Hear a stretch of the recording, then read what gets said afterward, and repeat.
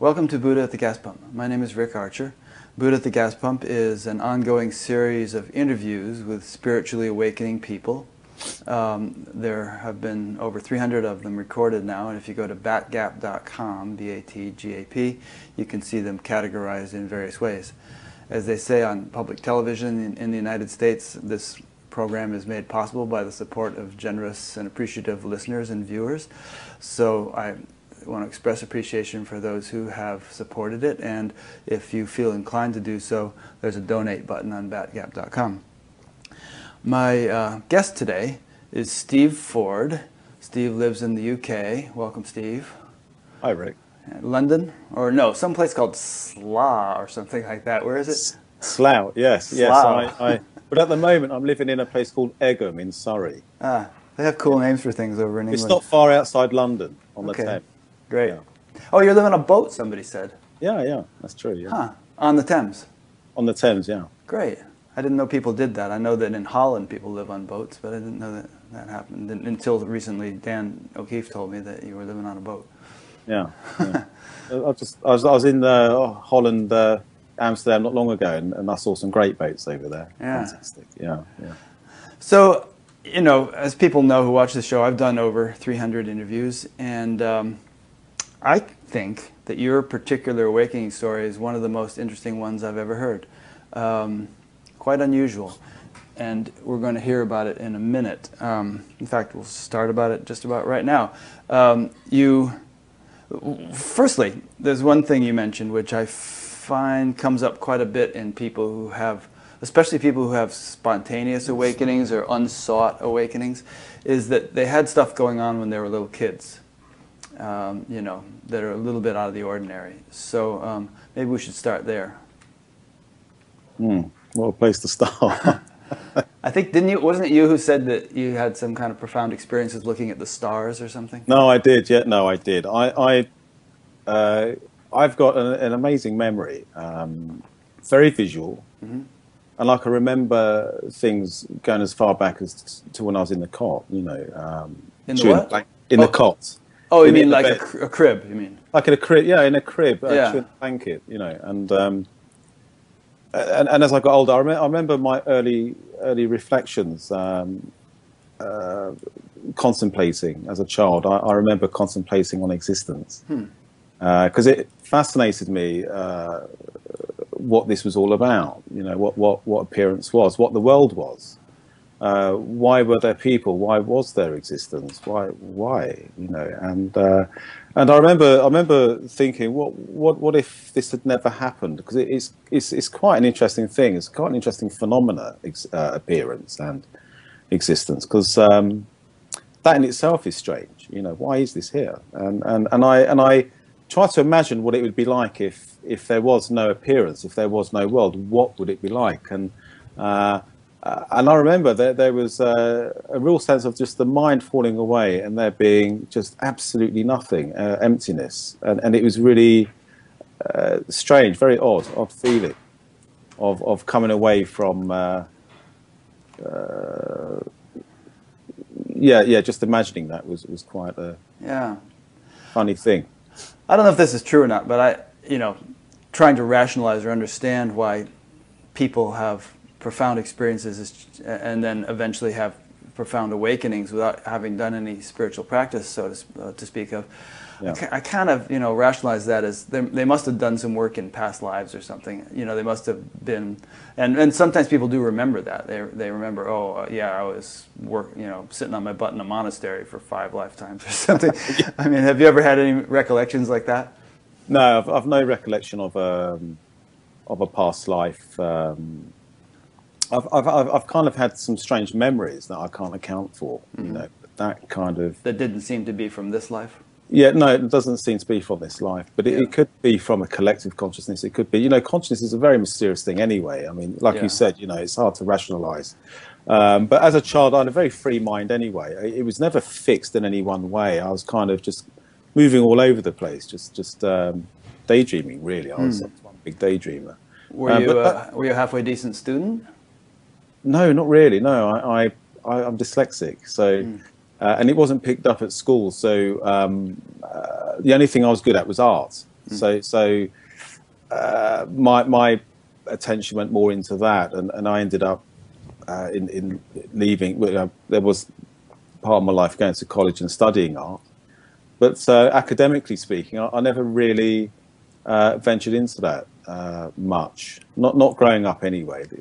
Later on, I did. Yeah, and as I recall hearing your story, you rather emulated or admired your father, and then he turned out not to actually be your father, and that was a big shock for you. It was a shock, yes. I did want to emulate my father. He was a very important role model in my life, and at the age of 18, it was very much well, there's the standard of man, and I kind of had a lot of I don't know if it's for a lot of people, but I invested a lot of my masculinity in who I thought I was in my father. So when I found out he wasn't my real father, it was a huge shock. Incredible. I mean, just being told when you're 18, Yeah. it was a shock. And that really was the end of my life up until then. That's when my life came to a point and everything changed rather suddenly at quite a young age, you know. And it answered a lot of questions, you know. Obviously, when you're told something like that, the first thing you do is you look back over your life and think, of course, that's why so-and-so treated me like that. Not badly, but kind of my relations with certain people in the family weren't as close as, say, my brothers and sisters who were the legitimate children. Me, being the illegitimate child, kind of was pushed out a bit. Yeah. And it answered a lot. And also, obviously, it made me realise why I was so different, you know, because genetically, right, when you're different genetically, sometimes you still follow a genetic code, even if you've never met the real parents or whatever. There's a code within you. Sure. And, my code, I've always been very philosophical. I've always been artistic. I've always drawn and stuff like that. That seems to be the way I was. Yet I existed within a family that bore none of that. Yeah. And so although I really loved my father and wanted to emulate him, it was quite frustrating because I couldn't be like him anyway. So when I was told he wasn't my father, there was a certain relief. I thought, oh, right, okay, I don't have to pretend anymore. That makes a lot of sense. Yeah. You know? Speaking of the genetics, I've heard cool stories about like twins who were separated and didn't know of each other's existence, and they went through all these remarkable things synchronistically, you know? Absolutely, yeah. I did twin studies when I studied psychology as well, when I went to college in later years. Yeah. So, but didn't you say in one of your interviews that your father was a bit of a drinker, that he had a drinking problem?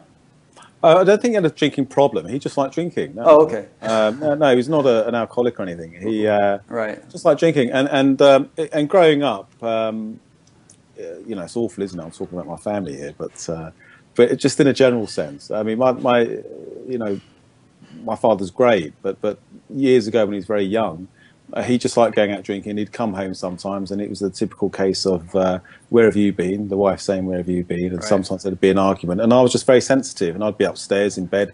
And I just remembered, sometimes I did remember the fights or the arguments, you know, and sure.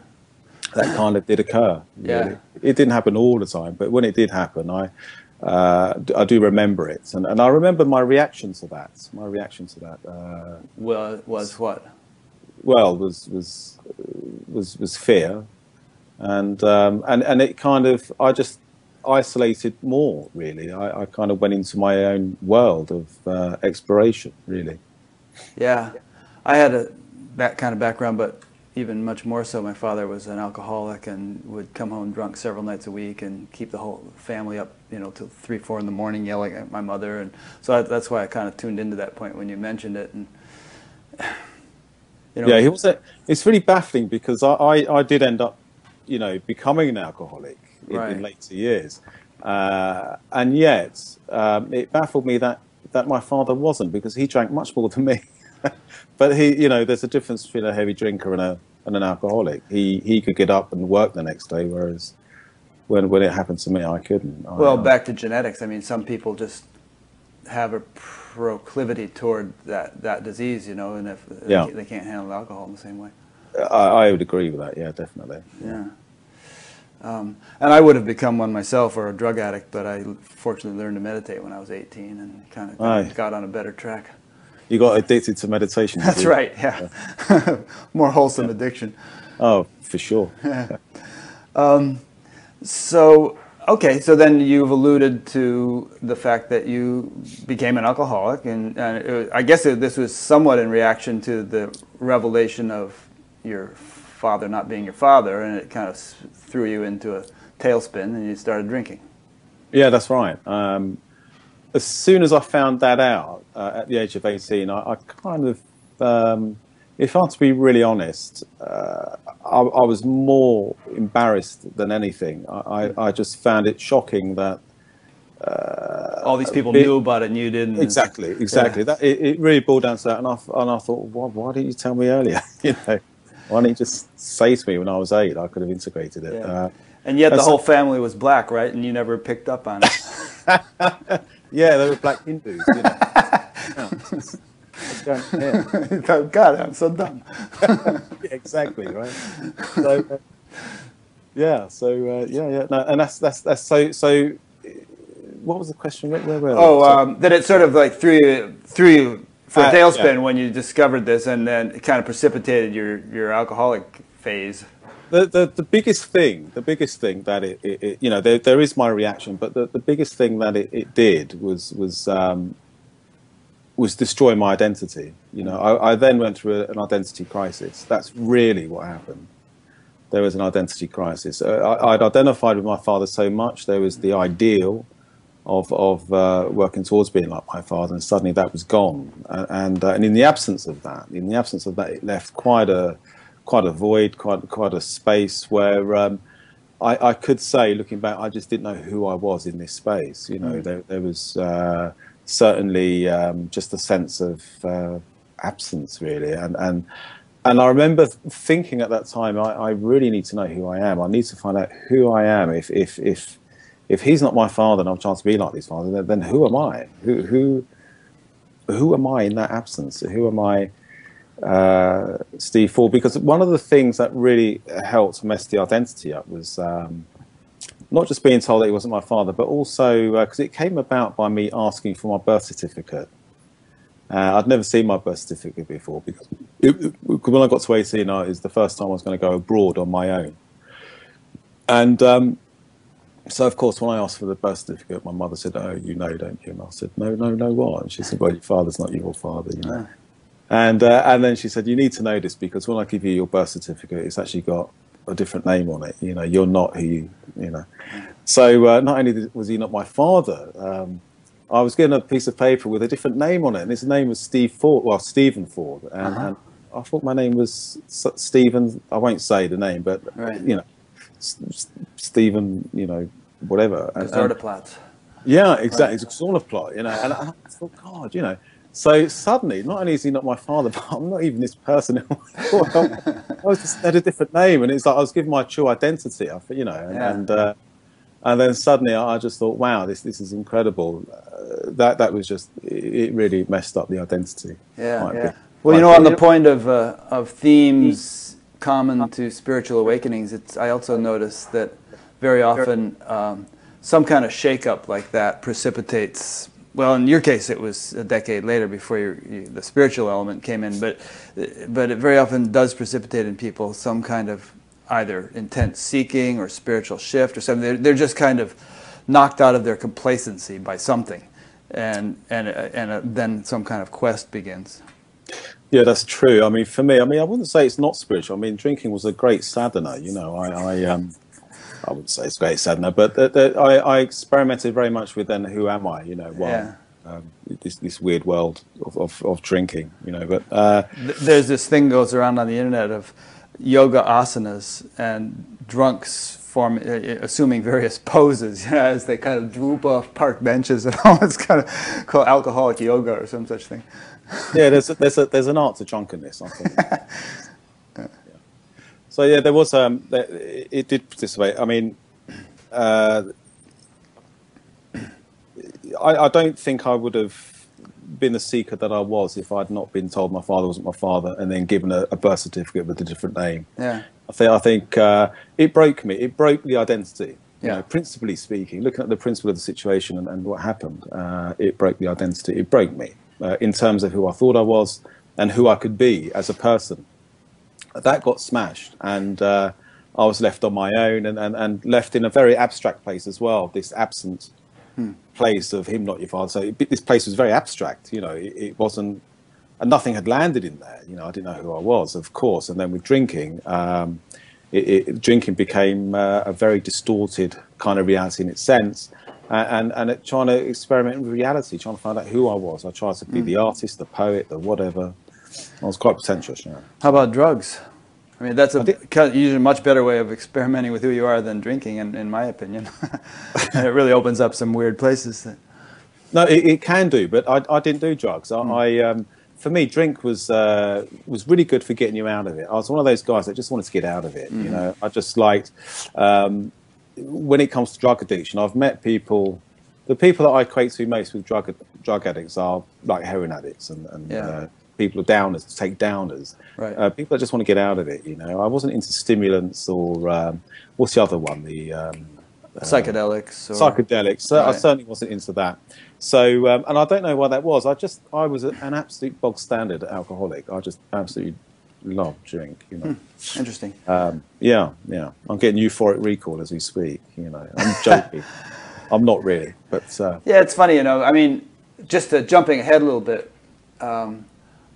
I always have the attitude that someone who has really spiritually awakened to some profound degree wouldn't find drugs or alcohol appealing anymore, because the state that those things produce in you is so far inferior to the state you're in all the time that there wouldn't be any enhancement. It would be like, oh, I don't like this, get it away from me.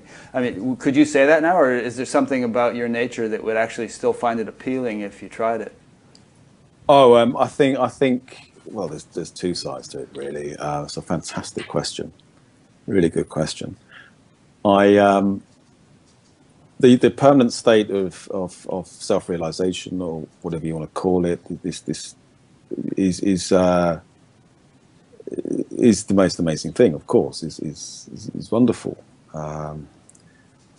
But you can lose that, you know, if you used to take drugs or drink. Sure. And I'm sure it would be fantastic to get absolutely drunk or get, but it's just the next day it wouldn't feel good at all. And if you were to start doing that again, it would you'd lose a lot. And just to press the point, even if you did get drunk and it caused you to lose the state of self-realization or to muddy it up to a great degree, yeah, absolutely. I mean, how would that in any way be desirable or interesting? I would think I would want to sober up as quickly as possible, because I would feel so much less well or happy or clear than I'm accustomed to feeling all the time.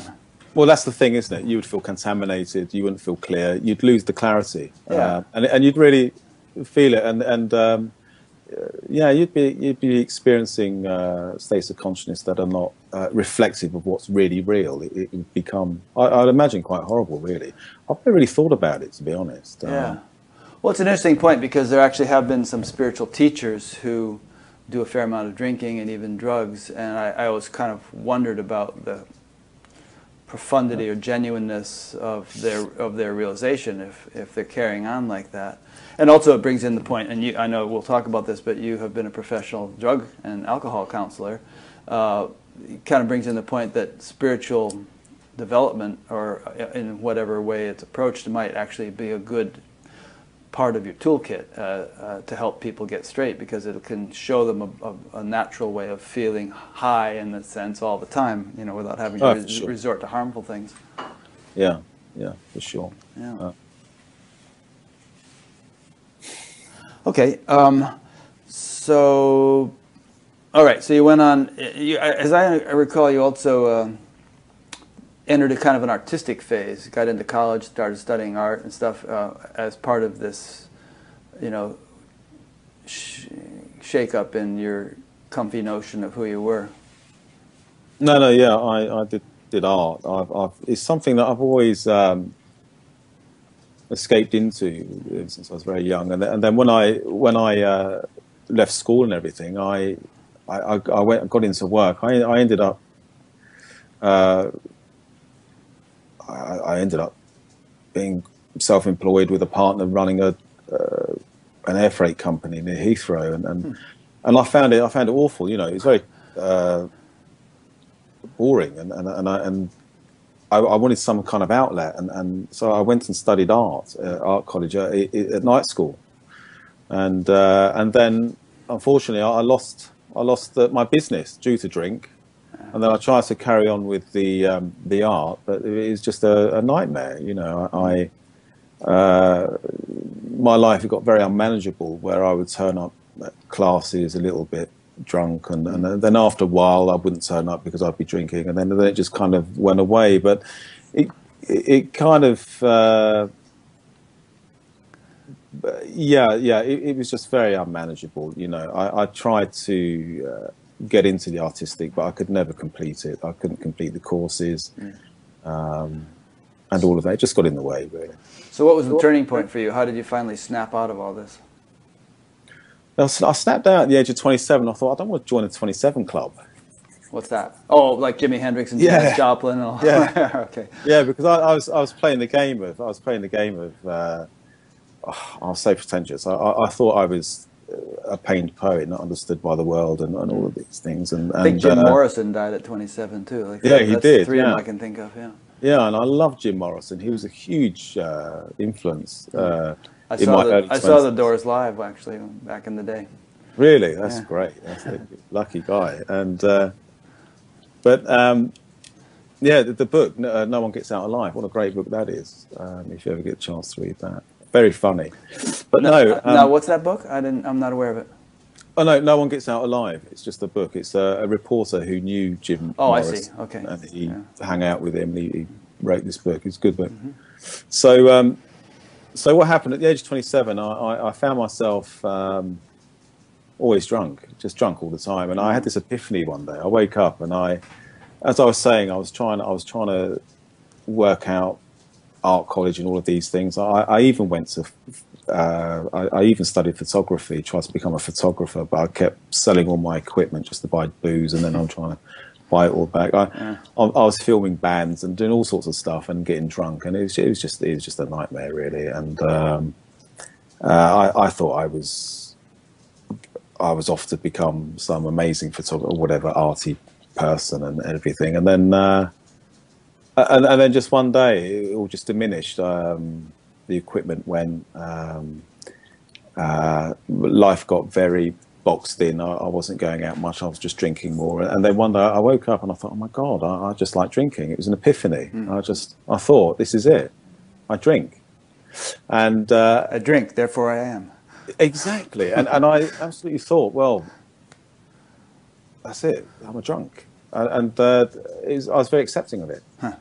It's very. There was like a moment of clarity. I thought, well, that's it. I'm a drunk. You know, there was no more trying to do other things to.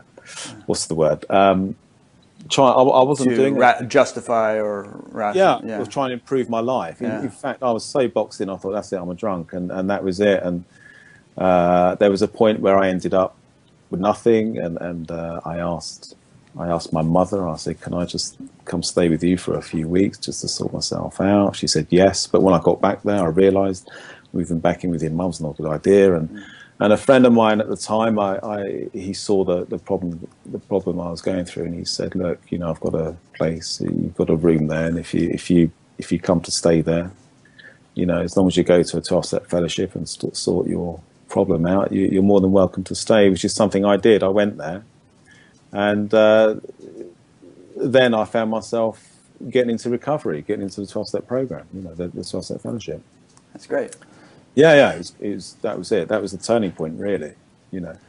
Yeah. I actually have a category on BatGap, on our category index page for people, for 12-step as a spiritual kind of practice. Yeah. Which it is. I mean, it has a very spiritual origin to it, doesn't it? I think it does, definitely. I mean, you trace it back. You can trace it back to the co-founders, one of them being Bill Wilson. And he actually, you know, in his story, in his life story, whatever, in the book, well, I won't say, but I mean, I can't speak for AA or 12 steps or anything really, but he talks, you know, it all came about from a spiritual awakening that he had. Mm-hmm. You know? And they devise a program that kind of educates you towards, you know, letting go of everything until eventually you come into a spiritually awakened way of life. Yeah. Yeah. So did you pretty much sober up from the time you joined the 12 step? Not straight away, no. I was quite resistant. I was, they call it in and out, basically. I was in and out of recovery for about 9 months. And then after 9 months, I went back, having fallen off the wagon. I think the problem was I was young. I was 27, and it's really hard to deal with that problem when you're 27 because you're looking at the pack running out to the pubs and everything. Even though I ended up drinking on my own, it doesn't take long for you to start feeling good and then get the old feelings back and thinking, well, it'd be nice to go and hang around, see the girls, hang around with the guys in the bars. And I always thought, you know, I could go into a bar and drink Coke or lemonade or whatever soft drink. But that was never the case. And then in the end, I was very lucky. A good friend of mine who was in AA. Sorry, I keep mentioning AA. I shouldn't really be doing that. Why not? Well, it's anonymous, you know. Well, I mean, everybody knows about AA. You're not naming names or anything. It's like... Well, I'm not doing that. I'm not doing that. But the thing is, there's a fine line. I really don't want to speak for Alcoholics Anonymous. So this just ties into my timeline that leads to the explanation of awakening and stuff like that. Yeah, no, that's understandable. Yeah, sure. I mean, when you say 12-step, most people assume AA. That's, of course, yeah. Yeah. So a good friend of mine, I came in after about 9 months. After 9 months, I had my last drink, and it really surprised me. In fact, the last time I had a drink, I'd been sober 6 weeks, and I thought I'd cracked it. And I walked in, and I was so embarrassed and ashamed of myself. And I said to my friend, I said, yeah, I've had a drink. I drank last night. And he looked at me and he said, yes, that's what we do. And that's it. I got it. That was when I got it. I got the I'm powerless over alcoholism. Yeah. When he said that. I think before then I've been trying to get sober. I've been trying to do this. I've been trying to, you know, control it. When in the end I realized I was absolutely powerless. And when he said that, I've not had a drink since. That was over 20 years ago. Yeah. You know? So, yeah, it was really good. Hey, you have to come over to the States. We'll go out and celebrate. Yeah, sure. Yeah. But then there was an interesting thing where, all right, you had stopped drinking, and you were in some philosophy class or sociology class, and there was some tutor who kind of said something that just, you know, was another wake-up call for you. That sounds like the next important thing. She said something amazing. She totally changed my life. If it wasn't for this woman, I don't think I would be here today, so to speak, in the way that things have evolved, or maybe, I don't know. But I was studying at college. I was doing a few sort of A-levels to get me into university to study theology and philosophy. Because 2 years into recovery, I'd really gone into what the program was about. I was really studying the principles of recovery, applying them to my life, and really trying to expand on the spiritual basis. And after 2 years, I thought, you know, because I went to meetings pretty much every day for about 2 years.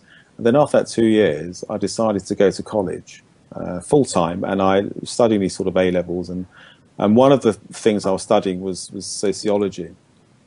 And a wonderful tutor who taught us the sociology, she kind of got on with me. I really got on with her. I was always asking questions, you see, and I was always interested in the study of society, because it was very much explained a lot about reality as well. There was, so, you know, for instance, you know, looking at Marxism and false class consciousness. I just found that incredibly fascinating. What do you mean by false class consciousness? Ooh, I want to know more about that. You know, consciousness, you know, false class consciousness. So I'd be asking questions, and there'd be people in the room saying, "Oh man, just take notes. Don't keep asking questions. Pain in the arse." And but I couldn't help it. There was a compulsion in me. There was like even though after 2 years of recovery, and it happened in the second year of college. So I'd been sober like 3.5 years or something, and I remember again being very intense, asking questions, and the class ended, and then all the guys had gone, and I was left standing there with the tutor, and the tutor and I were talking, or I think I was talking really, and I was just blah blah blah blah blah, and she talking about something, and she just looked at me, and she held her hand up, and she just said, "You're not your thoughts, are your feelings." Like this. And I remember looking and being stunned. I didn't even think. I was stunned, absolutely stunned. What do you mean you're not your thoughts or your feelings? Now, the way I negotiate life, the way I negotiate my recovery, the way I negotiate life, is through my thoughts and how I feel, my emotional paradigm of reality, the mental paradigm or structure or whatever, is how I negotiate. And as far as I was concerned, that was a tool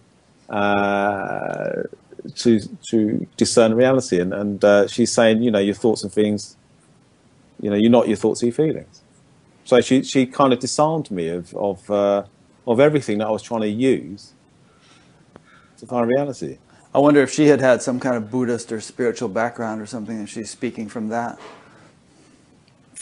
I don't know. I would love to maybe meet up with her again and ask her, because I've never seen her since that day. Really, I kind of left college after that, and I bet you she'd really appreciate that. I've had people whom I taught to meditate 20, 30, 40 years ago get in touch with me, and it's so good to hear from them. And there's one fellow who will be listening to this who has become one of my best friends, and we hadn't been in touch for 40 years. So I bet you she'd really appreciate hearing from you and hearing what an impact she had on your life with that simple sentence.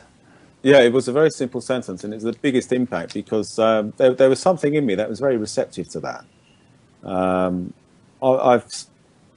It was very receptive. So when I walked out the room, I actually walked out not even saying anything. And that's very rare I do that. Usually I would say, "Oh, thank you," or "Goodbye." Yeah. Anyway, take care.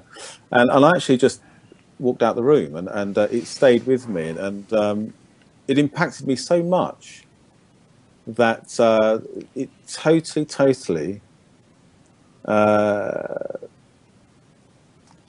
took away the whole basis of my recovery up until that point. It became shaky after that. I thought, oh my, she totally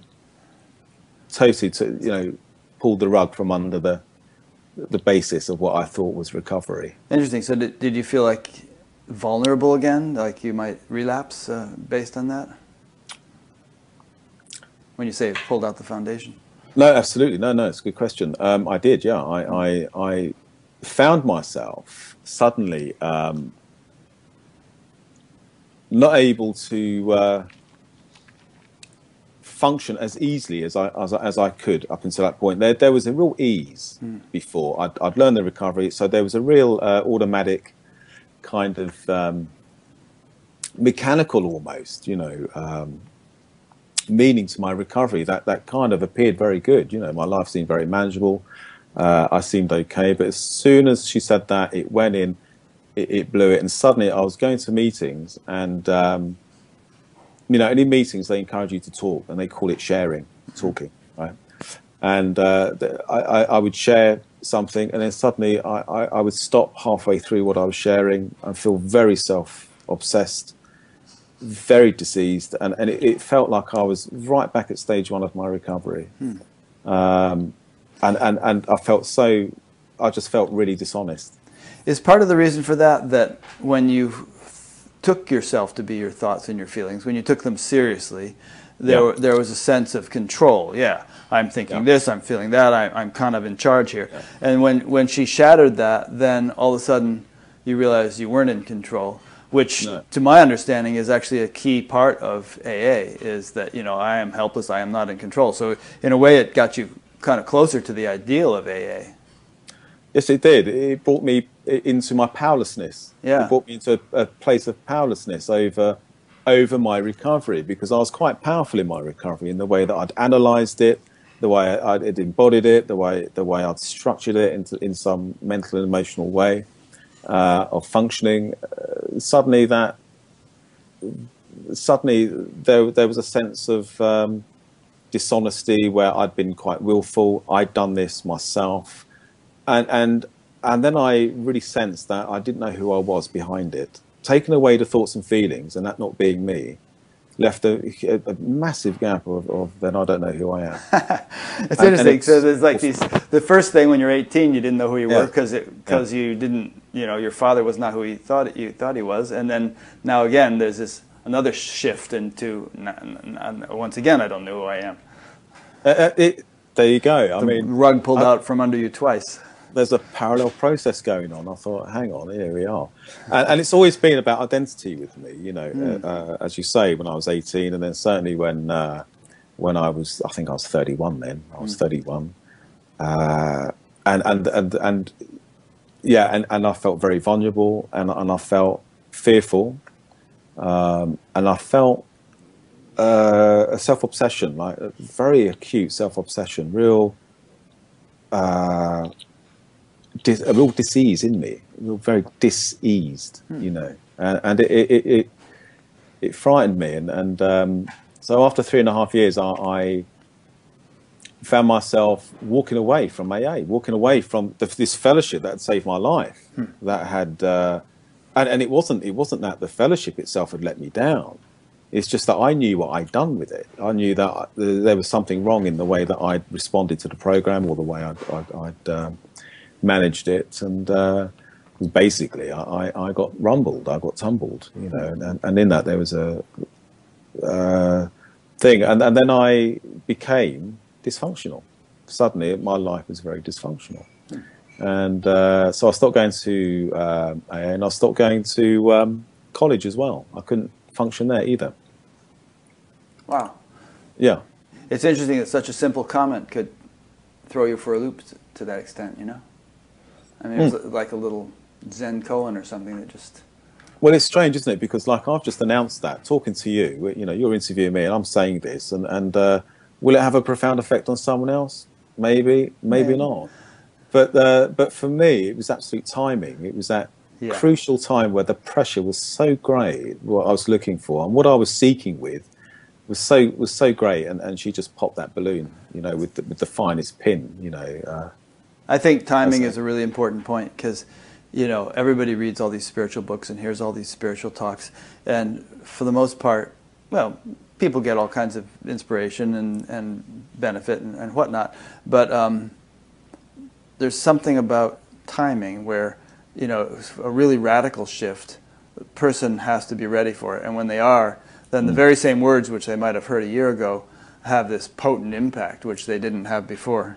That's very true, actually. You can hear something and think you've heard it, and then a year later you really don't hear it. Then something changes. Something changes in the person, Just learning it in your mind doesn't always change you as a person, does it? It sometimes needs to drop and land in you, Yeah, it's really important. One point I harp on a lot on this show is that there's a lot of people who read a lot of books and get familiar with all the terminology of this stuff, and they kind of jump to the conclusion that that's it. They are living non-duality because they can, quote Ramana Maharshi or something. But if they could actually step into his shoes, so to speak, see the world through his eyes, they would probably discover that there's a huge radical difference between their intellectual understanding and his experience.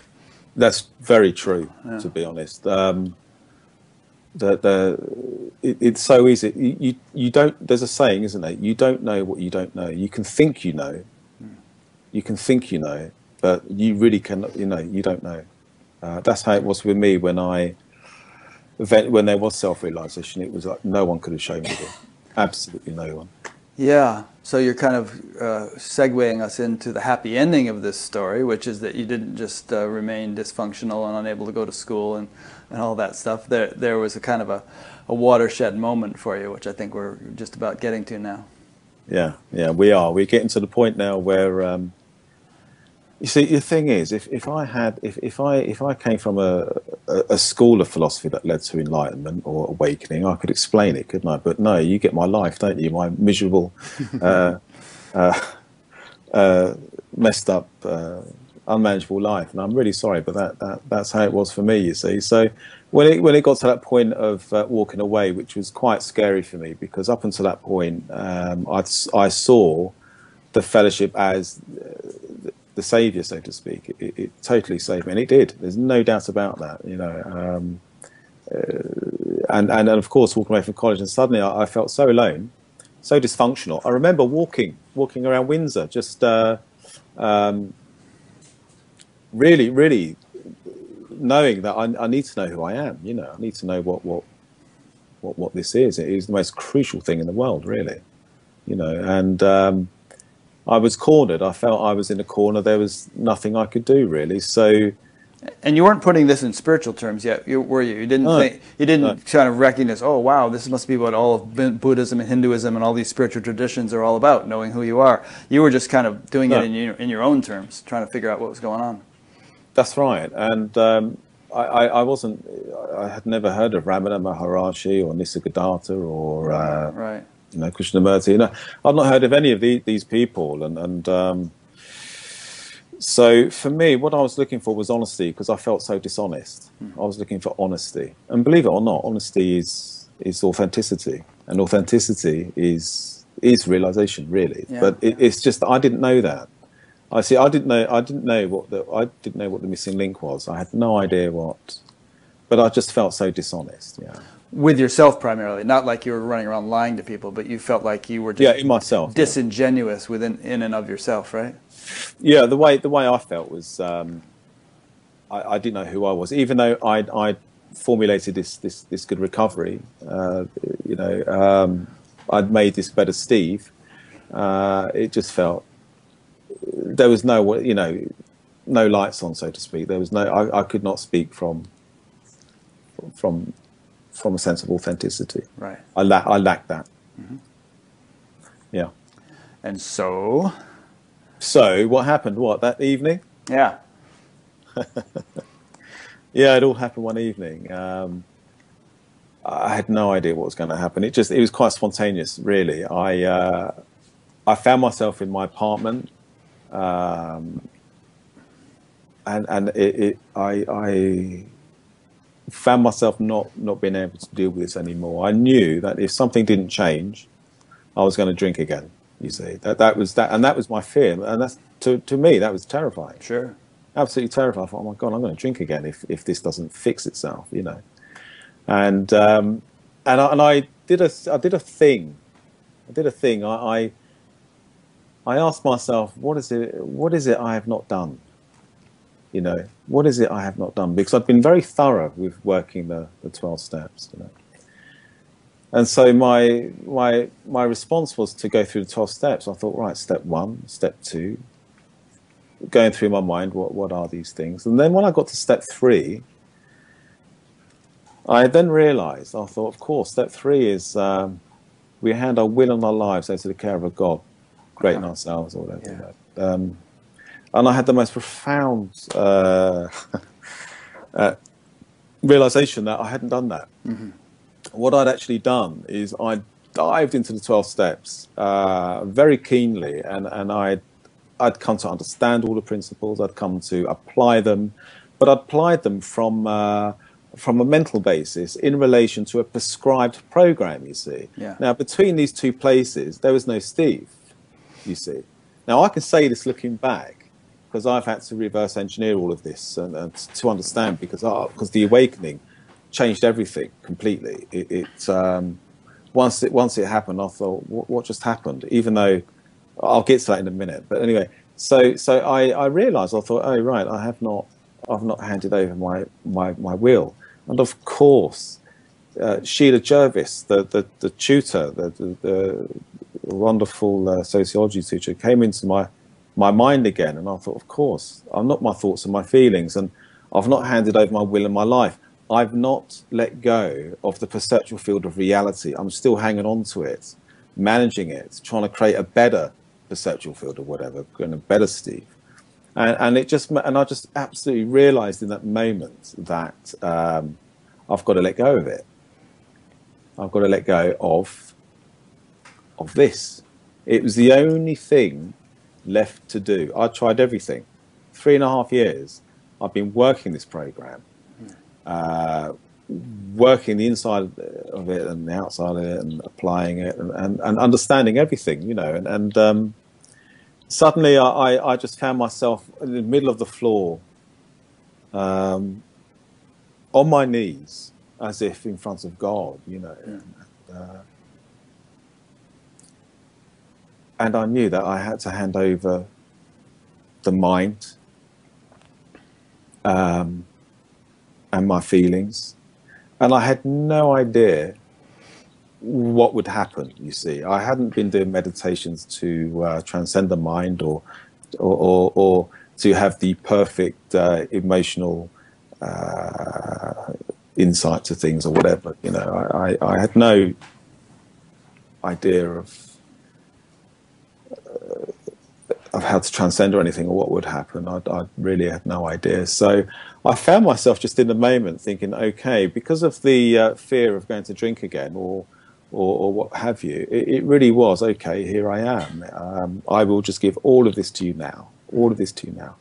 So on my knees on the floor, I consented to let go of my thinking. Now, this is something you can't just go and do. This is something, again, to do with timing, to do with pressure, to do with, in that moment, what was going on inside of me, what was going on. I mean, I was falling apart. There was absolutely no sense of authenticity. I knew that if something wasn't going to work, I was going to drink again. For me, I just thought, then, okay, I'll let go of my thinking. And for some strange reason, it worked. I have no idea why it worked. I could tell you now, Rick, or tell someone else, go get on your knees now and hand over your thinking. It will just go away and you'll be fine. You know, it doesn't work that way, does it? Because then the ego comes and says, right, I'm going to get it now. Yeah. What direction were you facing? What had you had for breakfast? Exactly. Yeah. That's when I said in the beginning that I thought yours was one of the more remarkable awakening stories I'd heard. That's kind of what I was referring to there, is that, you know, there's just this perfect sort of confluence of everything you had been through and your sense of desperation at that point, and, you know, the kind of realization that you had to surrender your volition to some greater power, and it all just came together, and it actually happened, you know. Yeah, it did, and the bed of that happening was my utter powerlessness and helplessness. From the age of 18, I realized that my life had been a lie. In my endeavor to create a recovery, that didn't deal with that lie. You know, I still remained dishonest, not knowing who I was in terms of identity. And now, at the age of 31, all these years after being 18, it just felt, I cannot do this anymore. This is it. I'm on my knees, said, okay. So I put my hands, naturally came down. I don't know if that's an important detail. My hands came down. I stood there with nothing, and I prayed to God, because I was a Christian. I'm not Christian as in identity, but at that time, the understanding I had of spirituality came through Christianity. And so I stood before God, which to me was never a guy with a grey beard or big stick on a cloud. God to me was always an omnipresent sort of reality, whatever. And I that evening, I just, with the true intention, handed over my thinking, and there was in a prayer position, and there was a point where, as I let go, there was a slight sense of sadness, a slight sense of disappointment that I had with myself, having to give the Creator my thinking back, because it felt like I'd done nothing with it. I felt very sad. I felt, I'm sorry, but take the thinking back, because of me, I've not done much good with this, you know, and I felt I'd disappointed God. In fact, that was one of the big things in my drinking, was I'd really disappointed God, you know. And so at that point, the mind began to open. It was at a point where I'd let go of the tension of identification. Now, I didn't know this at the time, but what I did was I just totally did not identify anymore with the mind, because I knew the mind was not real. Sheila Jervis had told me that, you see, and I totally believe that. It's as simple as that. And at that point of knowing it's not real, it was still the scariest thing to let go of, right? So letting go of that, I felt where I disidentified with it, where I let go of the attachment to it as a reality principle, it started just to open, because the mind, when you attach to it, becomes contracted. You know, it's like an energy, a tight contraction. And of course, where I was no longer attached to it, just began to open up. And as it opened up, it went beyond the coordinate that I'd set on it. You see, which is the egoic mark, isn't it? The control you have on the mind is, you know, the contraction, the idea you have. And so as it started to open, it went beyond the idea of who I thought I was in the mental construct. And so it started to go beyond the mental construct of who I thought I was. And there was a fear. There was a fear of, you know, oh, don't know what's going to happen here. But I was so broken, absolutely broken, that I just stayed with it. I just thought, okay, well, wow, you know, ride this kind out. of, let's just do it, you know. Yeah. And it dissipated, and it was like I describe it as birds flying out of a tree, a flock of birds suddenly, bush, you know, when you shoot a gun, you know, and all the birds, tush, and it's like, it felt like my thoughts just dissipated. All the thoughts in my mind just flew away like a flock of birds. And just at that point, there was this opening, the mind opened up, the thoughts went, and suddenly the mind just became this blank screen. And there was this perfect observation of blank screen. And I remember for the first time in my life coming to know peace of mind. I'd never known peace of mind before. I'd heard people say it, and I may have even at times thought I'd felt it or sensed it, should I say, not felt it, sensed it. But there was peace of mind, and it was like, you know, when they say the mind is the sky and the thoughts are clouds. It really is. That's exactly how it was. Suddenly there was this infinite sky of mind, which became, it's like a projection screen, but what is observing that is this pure awareness, this pure consciousness. And at that point I realized, I'm not mad, you know, I'm not dead, I've not disappeared. I am observing this. And I'm observing from this, I couldn't have said this at the time, but now, from this undifferentiated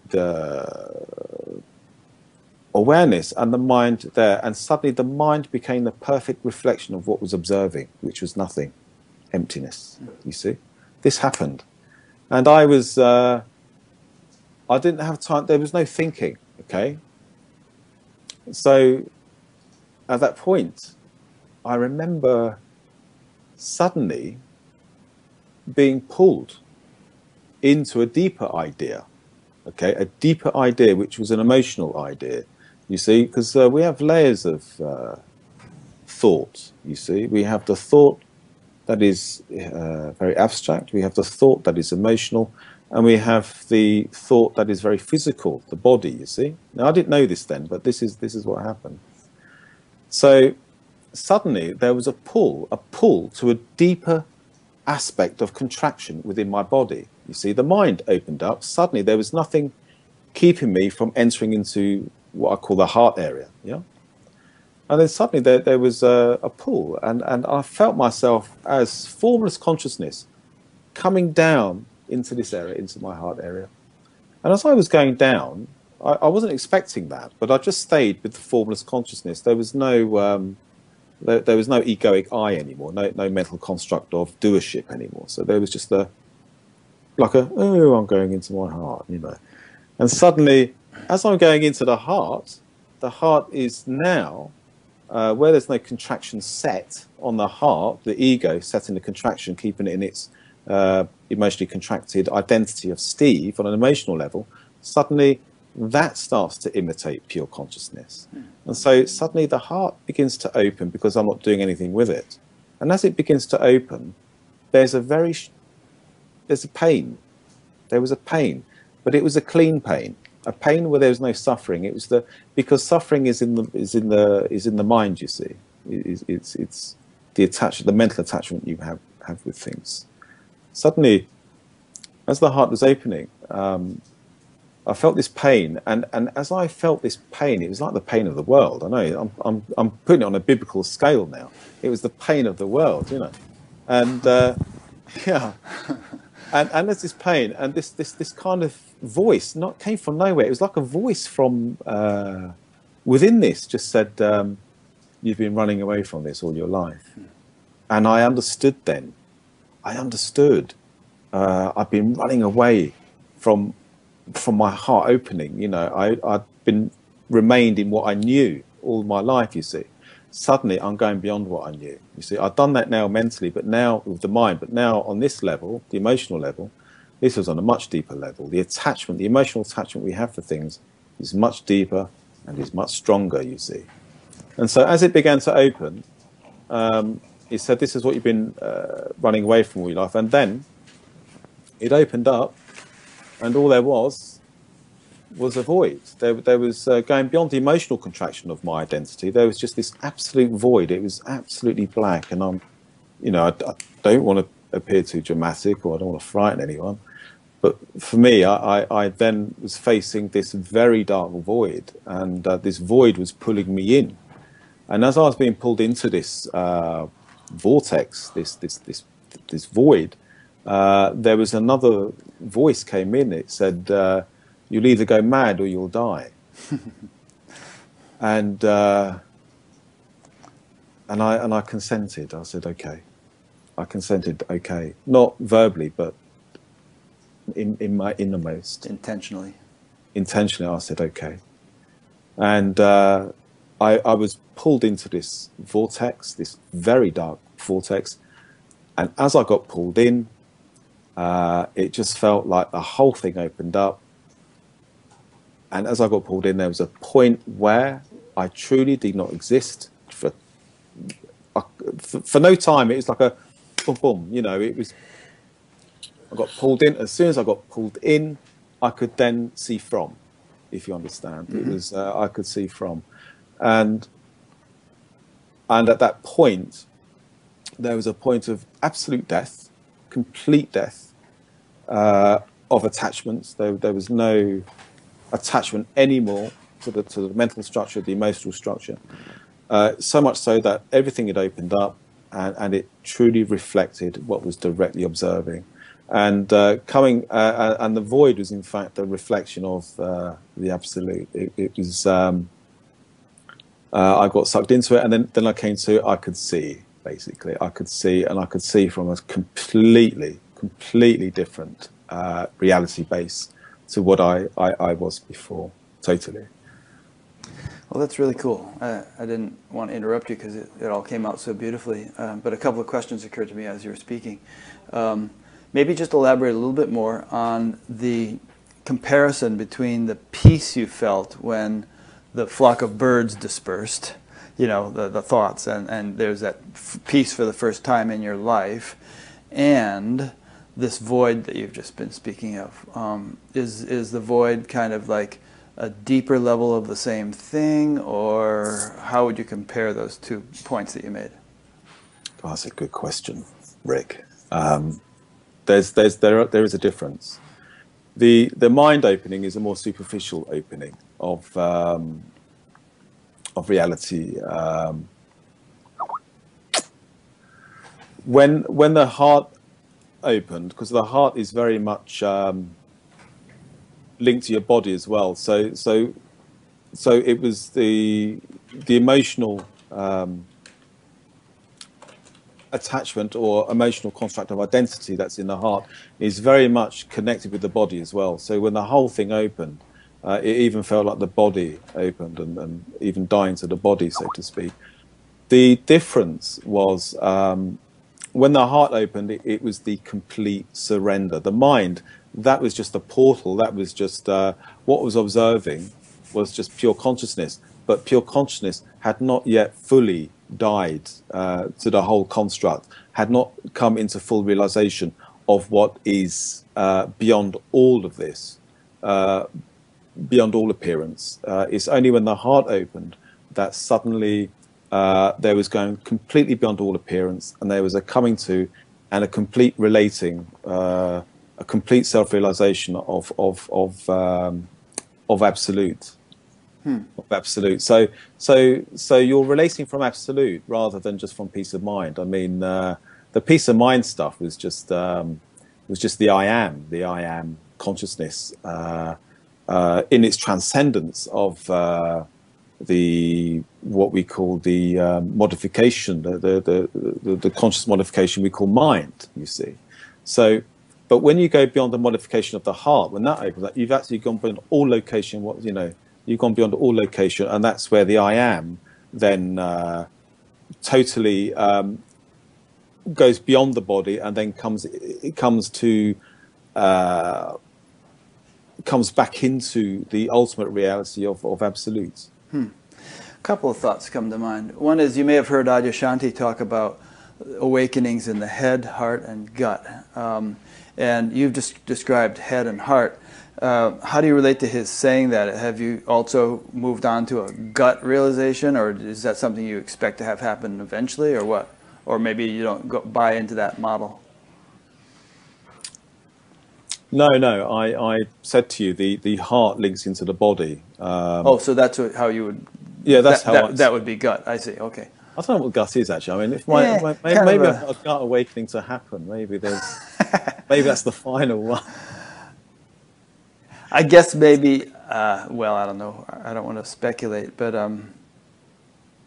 something, like you say, into the body, something more visceral, fundamental, primordial, Yeah, there is. I mean, when you when I consented to going beyond the attachments. To the heart, it was the body as well. It linked into the body. It was you'd either go mad or you'll die. It really felt that the whole thing could just go, really. Yeah. So when this happened, again, you didn't have much of a spiritual background aside from 12-step. Did you sort of have a feeling like, okay, I have a feeling for what this is. I maybe can't describe it yet, but something good has happened and everything's okay, and I'm not going to go mad or die, and I'm going to have to, learn more about this. But it looks like, it felt like great relief and something profound had happened. There was tremendous relief. I cannot tell you. There was it was profound relief on such a level. I was very lucky that I had the grounding of the 12 steps, without a doubt, because that allowed for this very thing to fall into some perspective, but the main one I got in spiritual terms, or conscious terms, or whatever, it was Jesus who at the end of it all, it was from my growing up in Christianity that the revelation, when it all opened up and I could see, was Jesus was right. Cool. This is the kingdom. Yeah. This is the kingdom. And there's a lovely distinction here I want to tell you, Rick, is that the kingdom was like is like this unmanifest absolute. It's everywhere. Everything's of it, right? And it's alive. But it's unmanifest. It's not here. It's not asleep. It's not awake. It's just I can't say words. I can't. There's nothing I can say. I can say a few things, but it's awesome, right? Yeah. But what was observing it is the I am. I as the I am. The I am became detached from all the mental and emotional constructs and the physical construct, and suddenly the I am comes into perfect abidance to that's beyond that, and this unmanifest reality of absolute.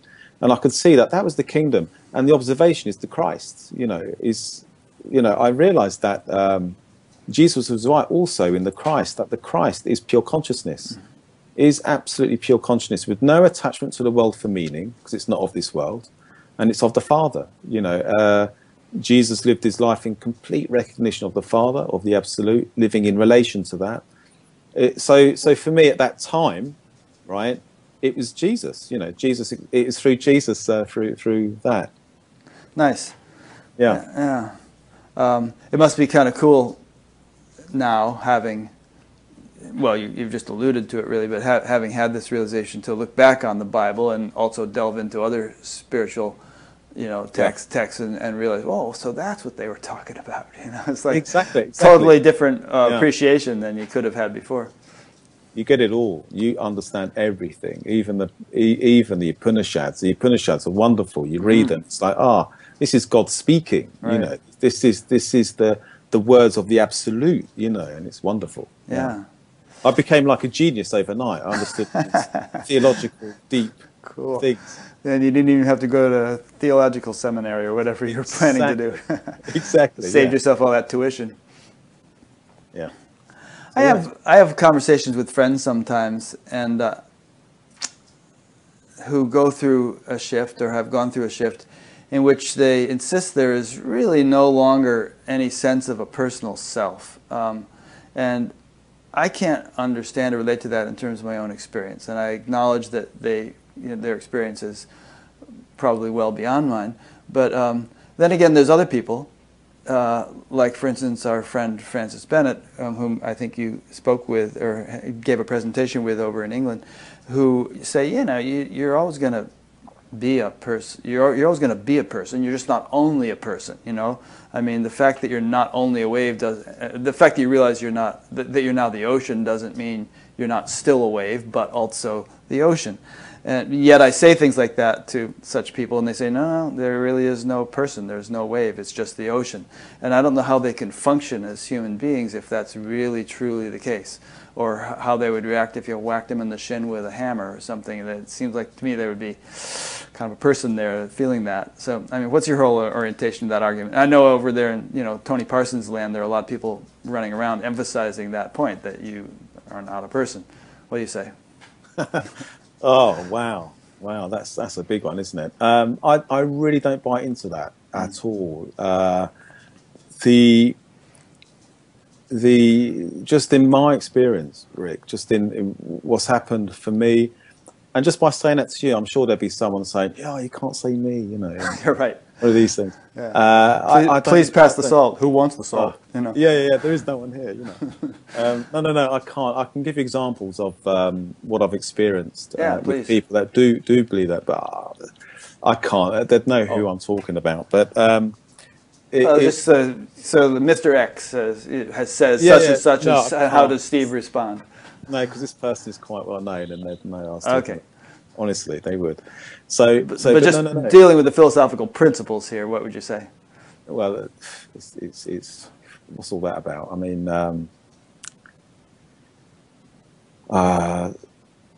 what I've come to see was, and I didn't come through any physical. I didn't come through Tony Parsons. I didn't come through anyone really. No one. I had a very basic 12-step and very Christian basis. And all I can say is that that there are waves. Yes, of course, there are waves. There are outer bodies of existence that we call the mind, we call the heart, we call the body. All of these things. Where they get confused, or dare I say that, is that the body of illusion, that is the I, the body of illusion we call ego, is nothing more than identification with the capacity to think, or the capacity to feel, or the capacity to jump around in a physical body. You know, the body of illusion is identification, you see. So that evening, when I detached from all of this, it was the body of illusion that died. It dissipated, okay? And in its dissipation, that false tension that's keeping it all closed fell away. And what opened up was the mind opened up, the heart opened up, and all of it, right? This is the really interesting thing is the mind, everything opened up to what is truly experiencing that, right? And when we look at the mind, I know you know this, Rick, but you know that the mind does not experience itself, does it? You know, and that the heart doesn't experience it. None of this experiences itself. So form doesn't experience itself, yet it does not live outside consciousness. So what's happening is it is consciousness appearing as form, okay, and it is consciousness directly experiencing the mind, and the mind can reflect that that's not here. Now, this is what Nisargadatta speaks about. Nisargadatta says, I'm not here. What does he mean by that? He's not attached to the world for meaning.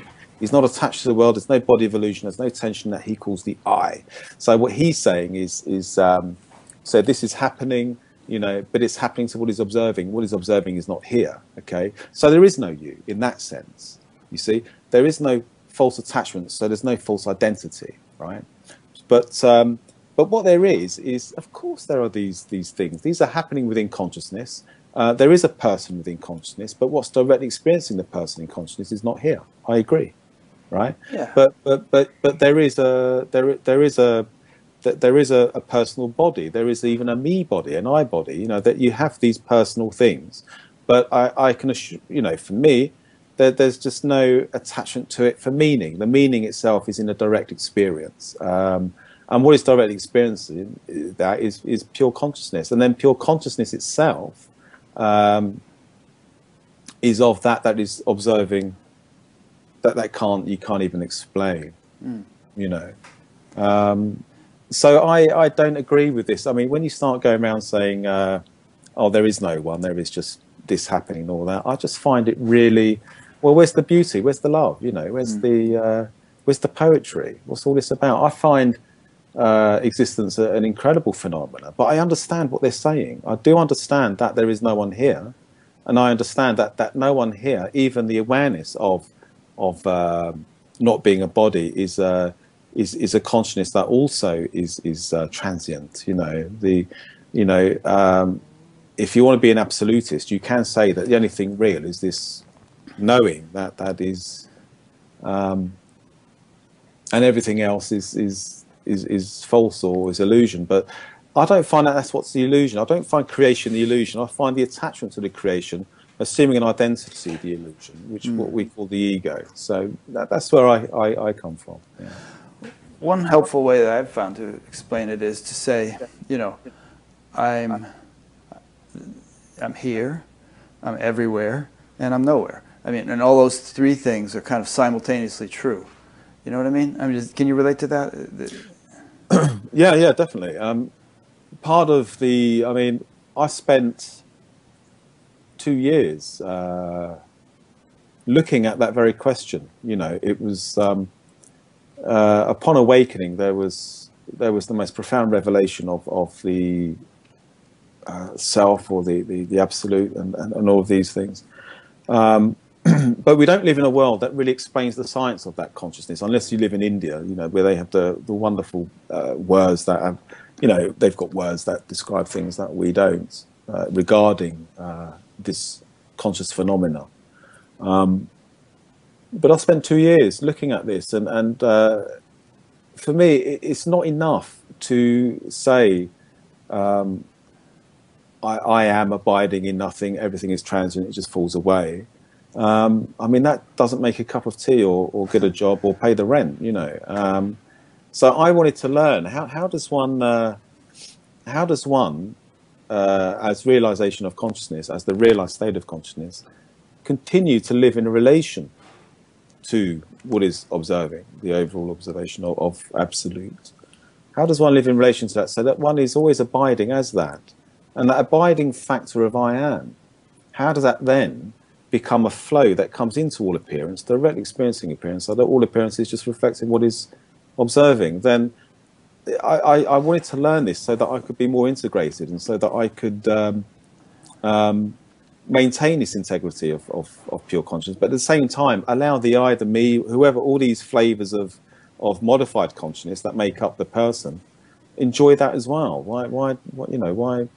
There's a beauty in that, you know. There's a life in that, and of course it will go, and then it all comes back to the I am, and the I am even recedes back into the absolute. Yeah, and that kind of brings us back to your story, which is that, you know, you had this awakening that evening on your knees, and then you went to bed, and next morning you woke up and, oh boy, it's still here. Yeah. But then obviously you had a life to get on with, and you know, probably money to earn, and I think you have a daughter, and you know, relationships, and there was somebody named Hannah in your book, and you know, all kinds of human stuff that you know, that you had to deal with. So let's talk a little bit for a while now about the sort of the reintegration process and the kind of the ongoing development that has taken place since that awakening.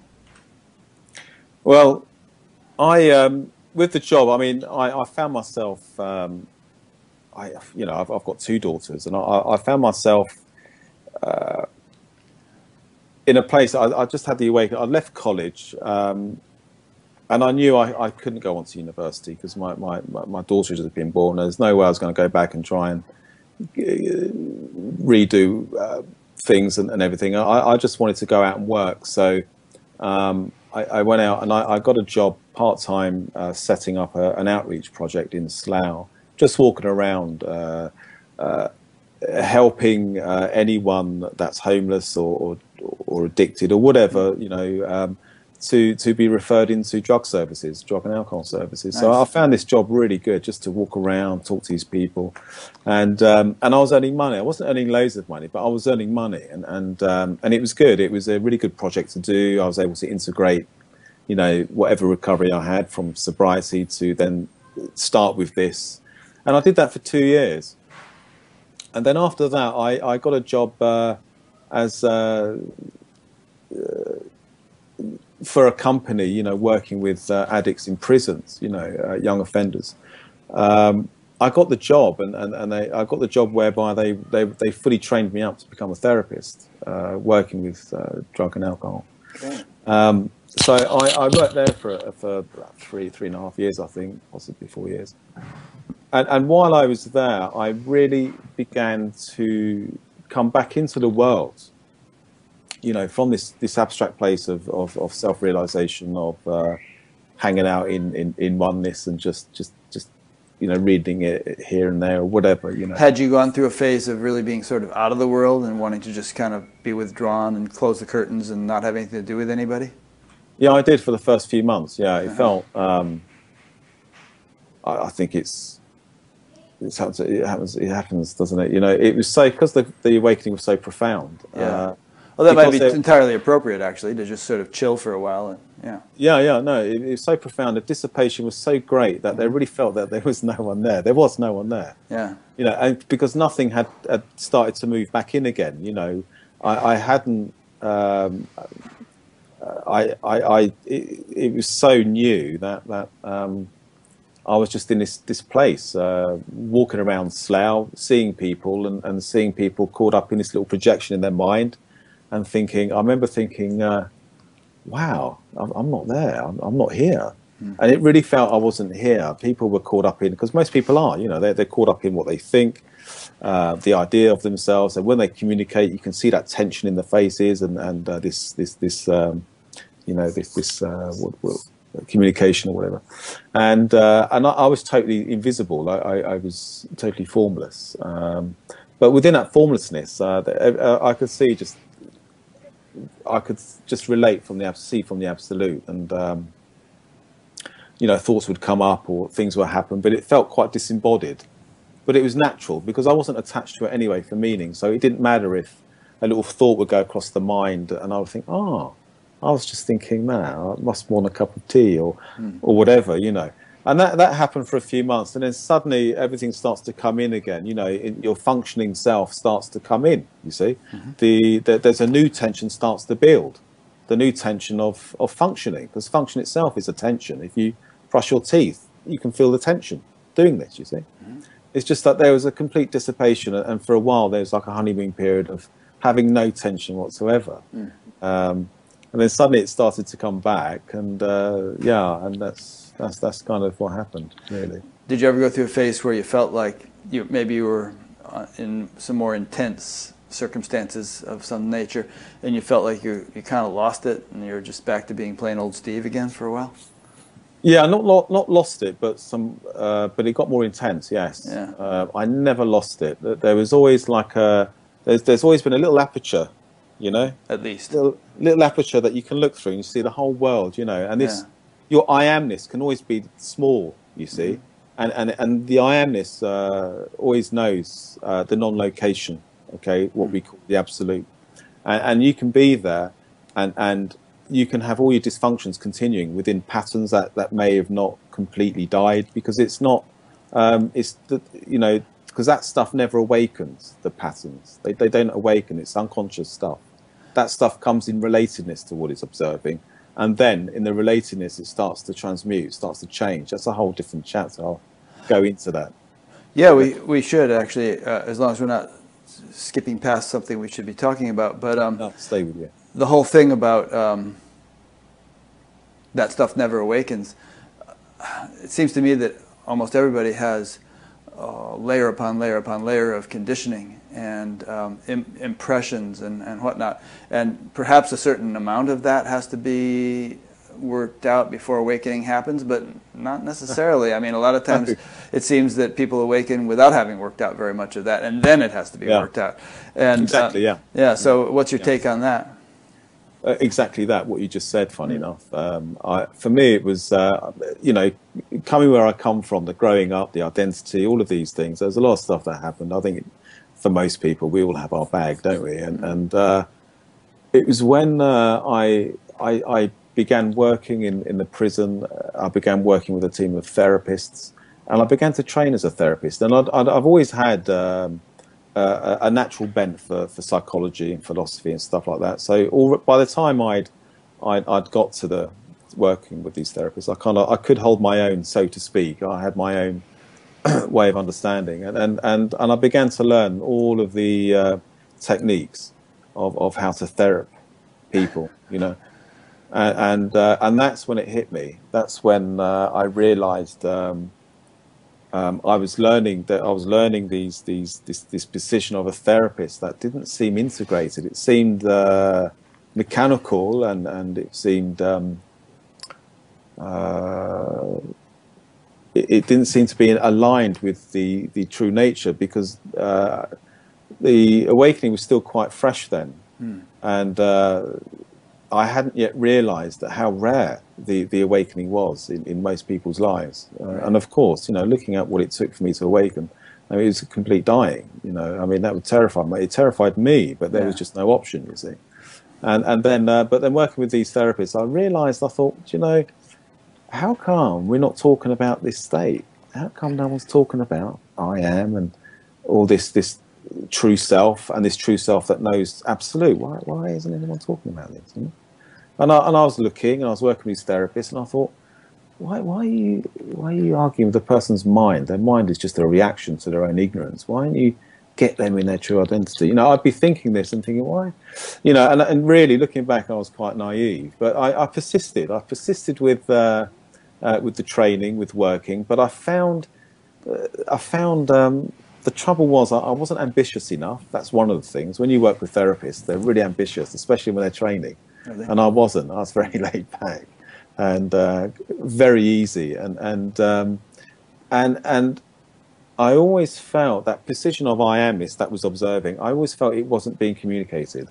I felt I was having to go into a technique to engage with someone, you know, to reflect someone's thinking or reflect someone's feeling or pattern.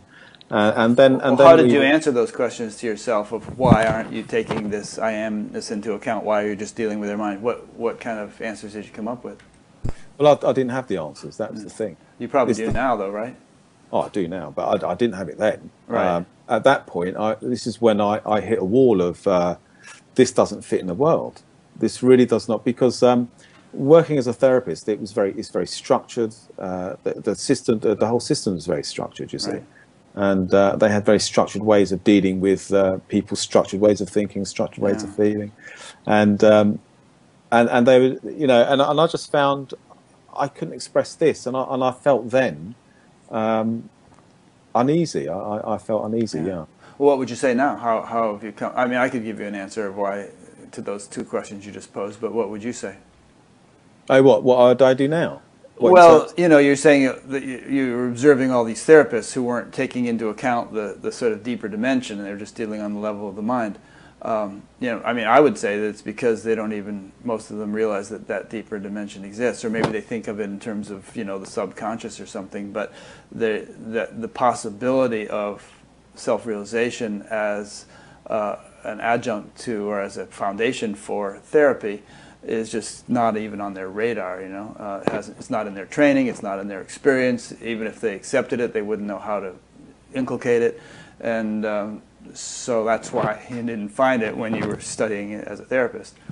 Exactly, that's what confused me, was why don't they know it? And that's what I realised, is they've not had the experience. They've not died to their attachment to their mental emotional faculty. They're not autonomous in their true intimacy, their state of pure consciousness. They're simply not aware on that level. Sounds awful, doesn't it? I mean, these are great therapists. Trust me, they were great therapists. But this is just an uncommon language. This language of self-realization and what have you. Because self-realization hasn't really been common in society. It's not something we learn about in school. It's not something that you see on TV very much.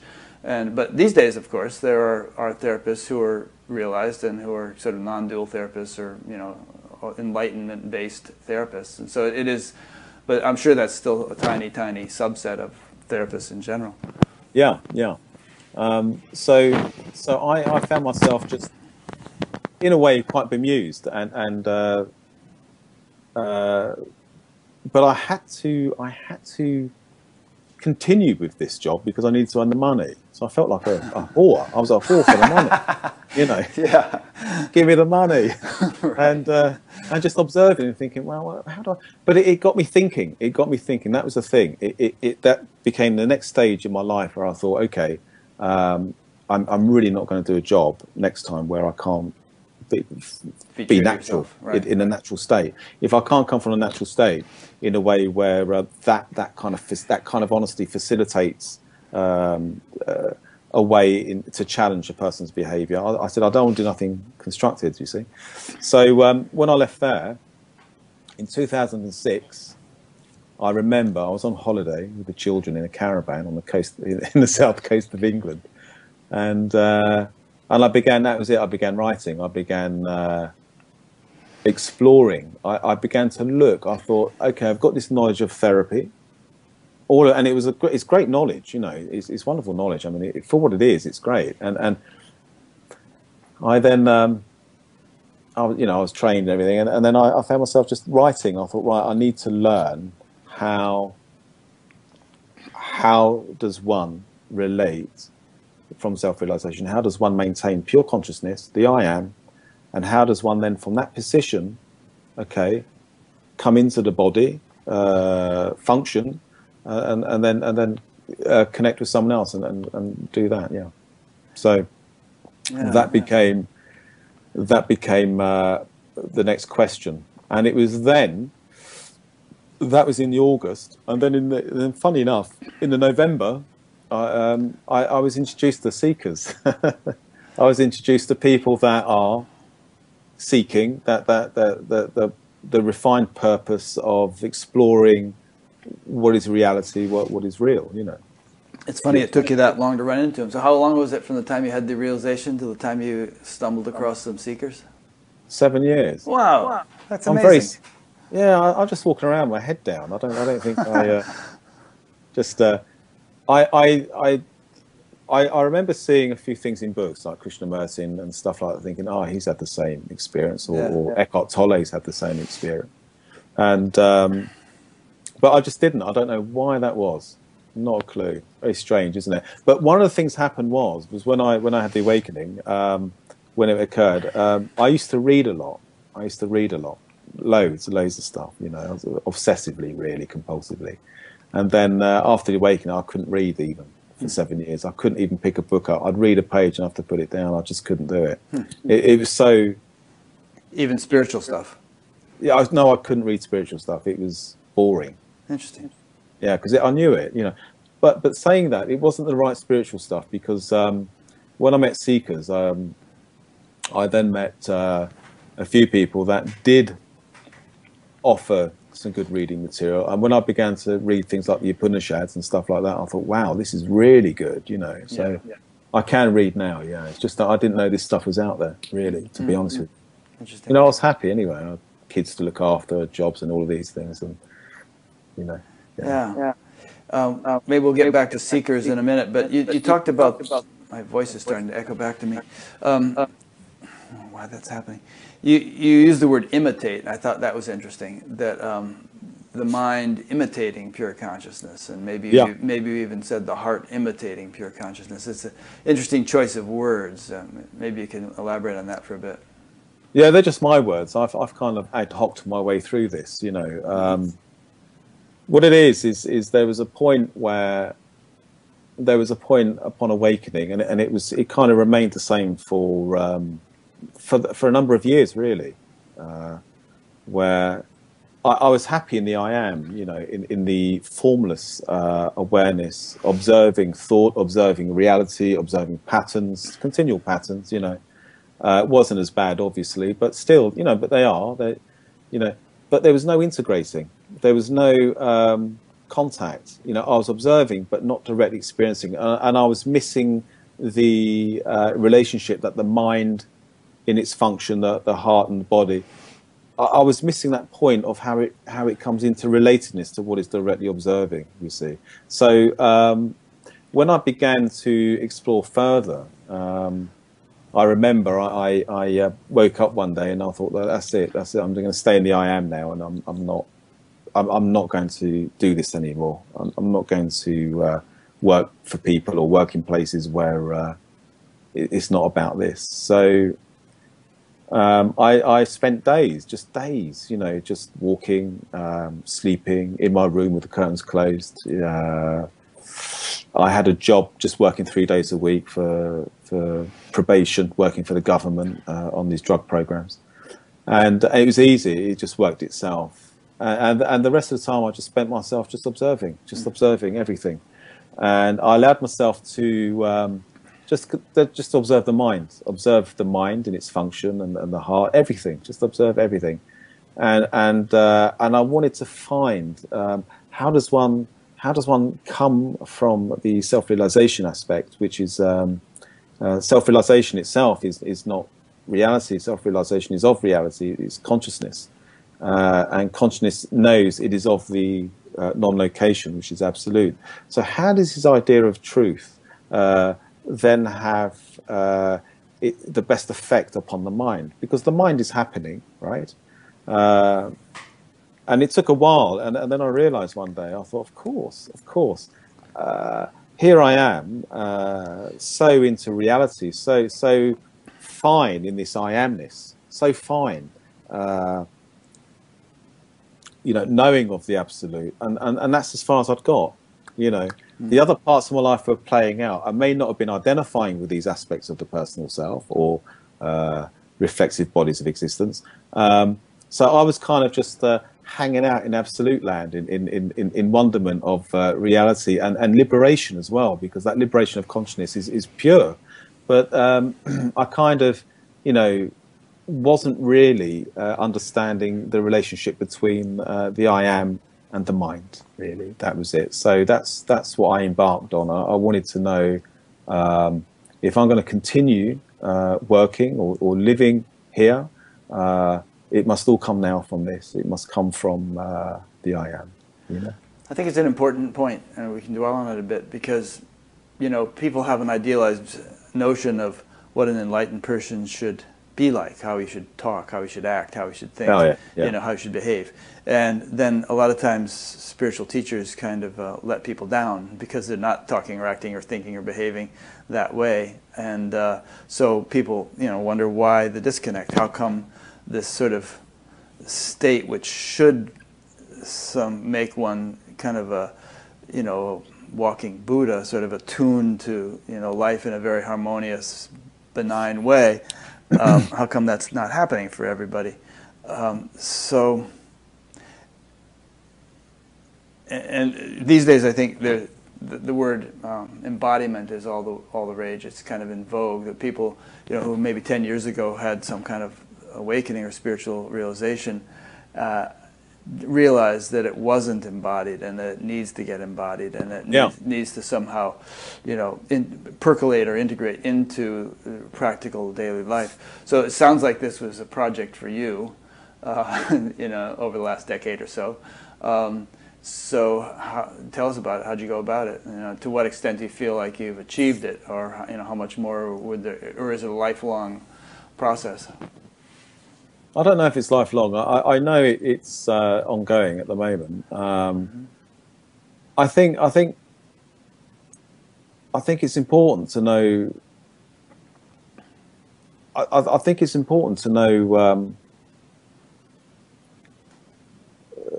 the established position of I am and how that then becomes the direct experiencer without experiencing. Do you understand? It's like how it becomes the direct experience of what is happening within your perceptual field, because what is happening does not experience itself. Now, I didn't know that, you see, so I had to learn that. And I learned that on my own, just watching. I thought, of course, yes. You know, there is only consciousness. These modifications of consciousness do not experience themselves now.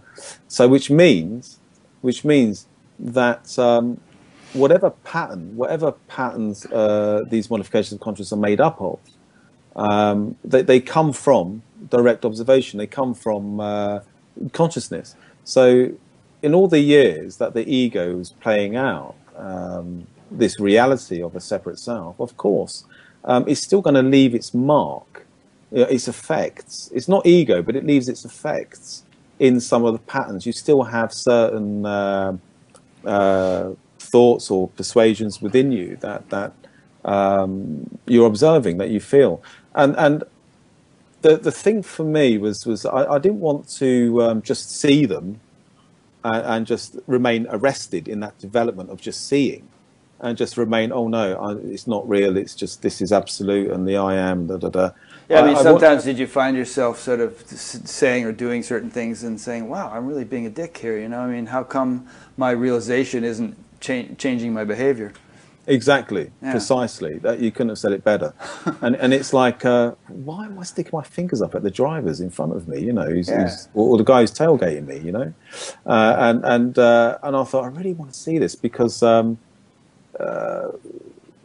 interested me. You know, I'm a therapist, and I thought, you know, what is the link here? And so I spent about 2 years just exploring that. What did you come up with? Well, the $1 million question. All I came up with is that the recognition of reality is what we call realization. Okay, the recognition of reality. Reality itself does not need to be recognized. It does not need to awaken. It just simply is. It always has been. Right. It doesn't need us for anything. It's fine, doing just fine all on its own. Yeah. So that's absolutely. That doesn't need to awaken. That doesn't need you. But it does have a thought, you see. The unmanifest is manifesting, and it's manifesting in its first embodiment is what we call pure consciousness. It's the I am, okay?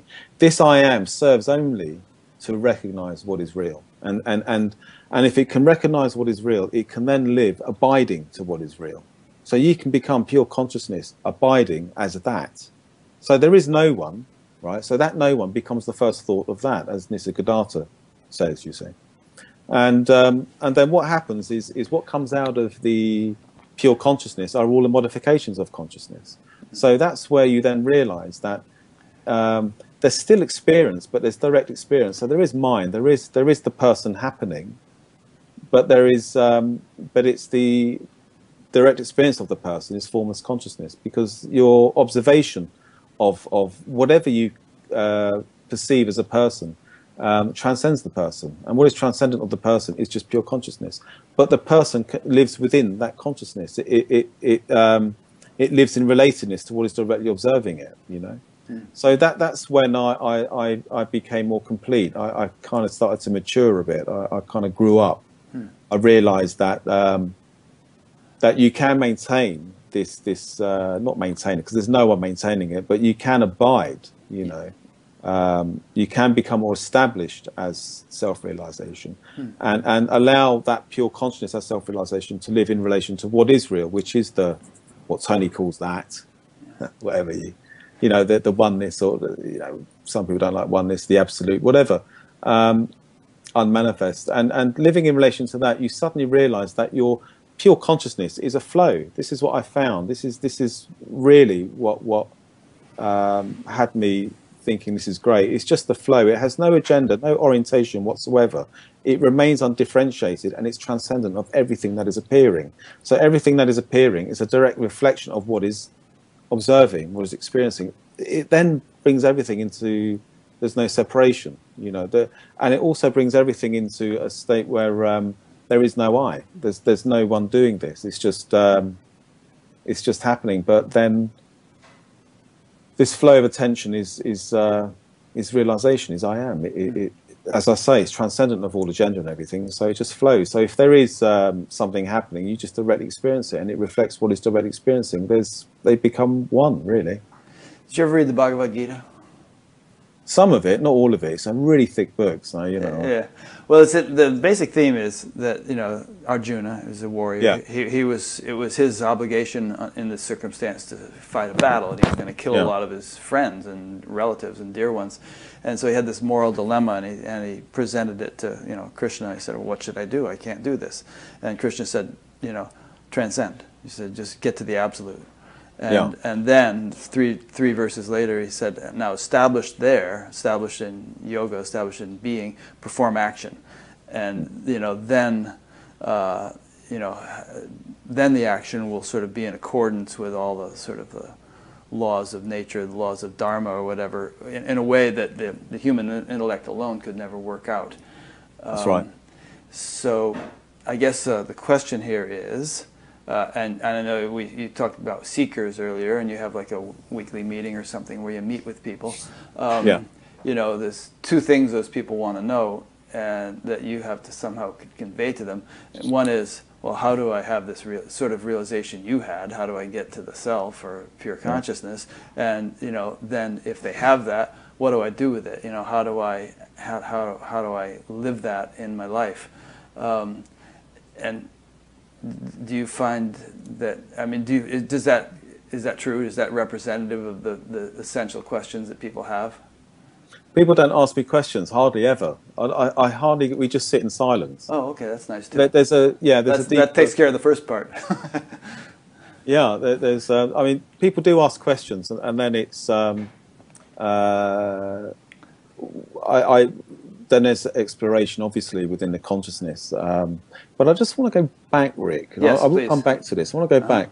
Because when you said, what is it? And I said about, you know, becoming established in the absolute, and you said that Bhagavad Gita, establish action or something, the right action. Established in yoga stakura karmani, established in yoga, perform action.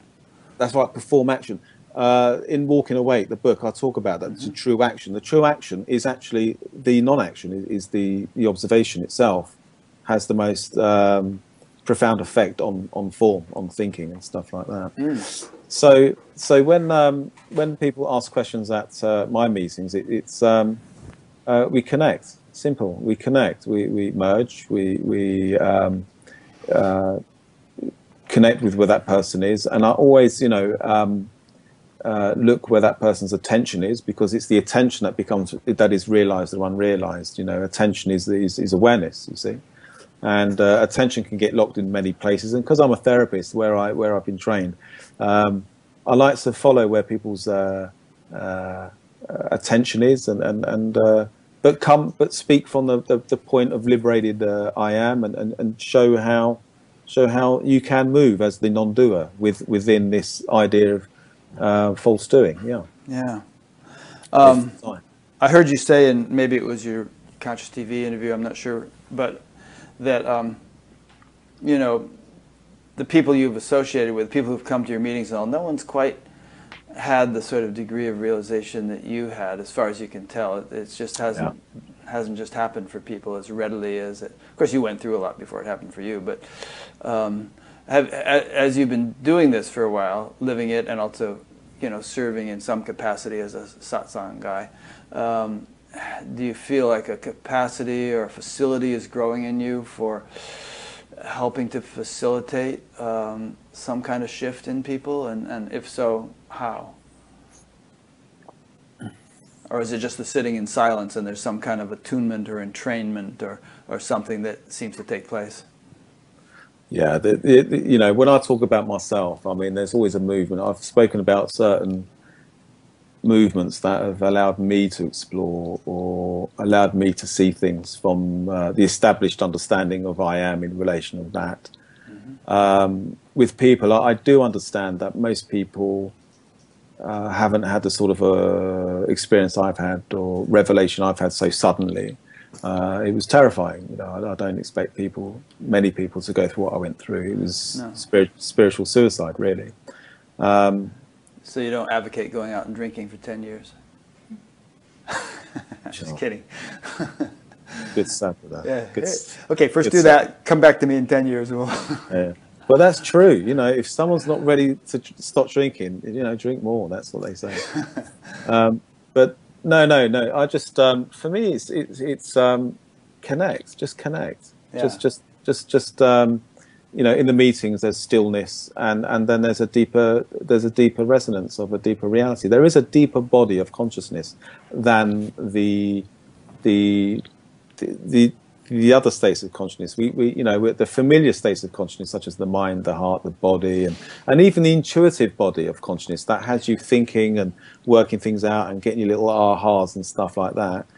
Come to the meetings, become very still, connect to the deeper body that is without characteristic, without attachment to any of these surface bodies for meaning, you know. So, and to think that I facilitate, do I facilitate? What a great word, Rick. Facilitation. It sounds like I'm doing something. Well, it's like, you know, wrote some pulleys up and I'm putting books out and I don't know, lectures or whatever. But no. It's just sitting in silence. Yeah. There's a real reality. There's a much deeper body of reality in being silent. You know this from being what do they call it? Transcendental. Oh yeah, I used to teach that. Right. Yeah. And actually, in that context, in that capacity, I always found, and this is my next question to you, that when you step into a role like that, something takes over. It's like you kind of all your cylinders begin to kick in, and you have a kind of a you're kind of aligning yourself with a higher purpose or something, and allowing that to use you as a conduit for something that's kind of beyond your ordinary capacity. And a lot of people who teach in various capacities have told me that, and I've seen it. And you know, Joe Schmo gets up in front of a group and starts to teach, and all of a sudden some light turns on, and he's ever so much more so. So have you experienced that also? That when you kind of put yourself in that role, there's something profound that takes place through you. You know, absolutely, it's not like you're doing it, but you're allowing yourself to serve as an instrument of something profound. I just said absolutely. I'm trying to tell myself at the moment, don't say absolutely. It's an awful word to keep saying. No, it's just, everybody knows what the word means. Yeah, okay. No, there's in meetings it's profound. I go very silent, and the outer bodies, the outer structure of who we are in the surface sense become very still, and then that deeper body that transcends that becomes more apparent, becomes more established, and there's a much deeper presence. There really is. And connecting is much deeper. People relax, and something does happen. Something very deep. It's just really cool the way that works. It's amazing, isn't it? Because it's got nothing to do with you, and it's not for you, as they say. And it's not for me. It's not for anyone. It's something that simply is, there. That is just deeper than what is currently playing out. Yeah, you're like a catalyst. When that kind of thing happens. It's amazing what realization does when it awakens. It comes away from the tension, abiding in that absolute, and then suddenly that attention itself, the I am, becomes an administrator of the very essence of absolute, which is a wonderful connecting feeling. It's nice. I'm going to see if I can find something here really quick that's kind of neat. Hang on a second here. I'm just going to read this. Someone posted it the other day. he said, here it is. This is from the end of the Rig Veda. He said, go together, speak together, know your minds to be functioning together from a common source in the same manner as the devas, the celestial beings, in the beginning remain together united near the source. Integrated is the expression of knowledge. An assembly is, this is the part, an assembly is significant in unity. United are their minds while full of desires. For you I make use of the integrated expression of knowledge. By virtue of unitedness, and by means of that which remains to be united, I perform action to generate wholeness of life. United be your purpose, harmonious be your feelings, collected be your mind, in the same way as all the various aspects of the universe exist together in wholeness. That's beautiful. Yeah, it's kind of nice. Yeah, very nice. Did you write that, Rick? No, I say it's from the end of the Rig Veda. Yeah, sure. No. I wasn't around then. That's very good. Oh, okay. As far as I know. Well, you were. Yeah, I was, right. You know, you're present, you know. How would the world be here without you, you know? It's true. There was a saint in India named Tatwala Baba, and someone once said, do you sleep? And he said, what would happen to the universe if I slept? Exactly. Speaking from the one. Yeah. Yeah. So I kind of got us off on a little tangent there, but what haven't we covered that you would like to cover? There's all kinds of interesting tidbits in your book. There's all kinds of, you know, phases in your life that we've just glossed over, and you know, all sorts of interesting things, I'm sure. But give me a few tidbits here that you know you'd like to cover that we haven't. Let me think.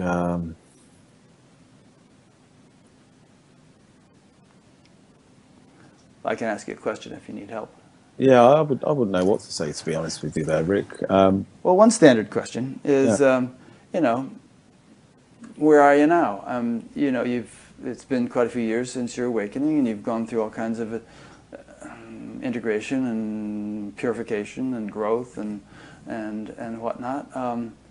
You know, do you have a sense of a horizon in terms of like where you see this going, and in terms your evolution as a human being and as a spiritual being or whatever? Yeah, definitely. I think where I'm at now is I'm far more abiding as the I am. That's more predominant now than ever. And there just seems to be a natural curiosity now, a natural play of I am-ness that is curious with everything, really, likes to explore, likes to really directly experience things. Because I think that's what this is about. This is about experiencing fully as conscious beings, coming, you know, relating from the established I am is the transcendent state that is able to live directly this life. You know, I think it was Francis Bennett who said, is his book called Fully Human, Fully I believe Divine? it is. His new book is, yeah. Yeah, it's very apt, really, because it really is about being human, you know, and also being divine. When we talk about divinity, we're talking about sourcing, you know, that part of you that is just pure consciousness, you know, and direct experience in life as it happens, but from the standpoint of the established I am, which has no characteristics. So there's direct experience and there's direct intimacy, you know, so there's direct connection. This is what it's about, you know. Yeah. Do you tend to feel and even perceive a unity with all things? Like you're walking down the street and it's all kind of you? Yeah, sometimes. No, I do. It's not. I'm not one of those people that looks out into the world and says, "Oh, this is just all me." It's like some people actually experience that. I mean, some people. I'm sure they do. Yeah. For me, it's more when everything just fell away. It was like there's this, because you got to see the world as an idea as well. Your mind, your body, it's all an idea. The world is an idea. You know, it's an idea of the oneness, and we're another idea inhabiting that, emerging with that. So. What was the question anyway? About your cutting edge, you know, where you see yourself evolving, and you were talking about fully human, fully divine, and so on. Oh, right, yeah. And the world in terms of creation is something that is massive. You know, it's a big thing. It's it's here and it'll go. It's transient and all of those things, but it's incredibly profound, very profound. In a direct experience, in what we're allowed to be here, what we're granted to be, is amazing, really. It is. One theme I always come back to is just that if we actually ponder or consider what we're looking at any given moment, the miracle of, the tiny little bit of your fingernail and actually what's in that and the intelligence that's governing it and so on, it's mind-boggling. But we just kind of take it for granted. But with me, there's a sort of a desire to better know that divine intelligence that is orchestrating everything. I remember when 7 years, well, when was it? In 2000, when I first began meeting seekers, I was introduced to a Zen master, which was a funny concept at the time. I thought, I'm going for a meeting a Zen master, and it's funny because we actually went into a pizza place where you could actually order a pizza, make me one with everything. Right. So I could have used that joke, and I didn't. I learned it after. It's bad timing. There's more to the joke too. I mean, you give the guy 20 and he doesn't give you any change, and you say, well, where's my change? And he says, well, change has to come from within. Excellent, right? I love it. So, but I remember speaking to this wonderful woman, Carol Haywood, wonderful Zen teacher. We were just talking, and she's one of the first people that I spoke to who claimed to have the awakening, and she has. She was a very open being.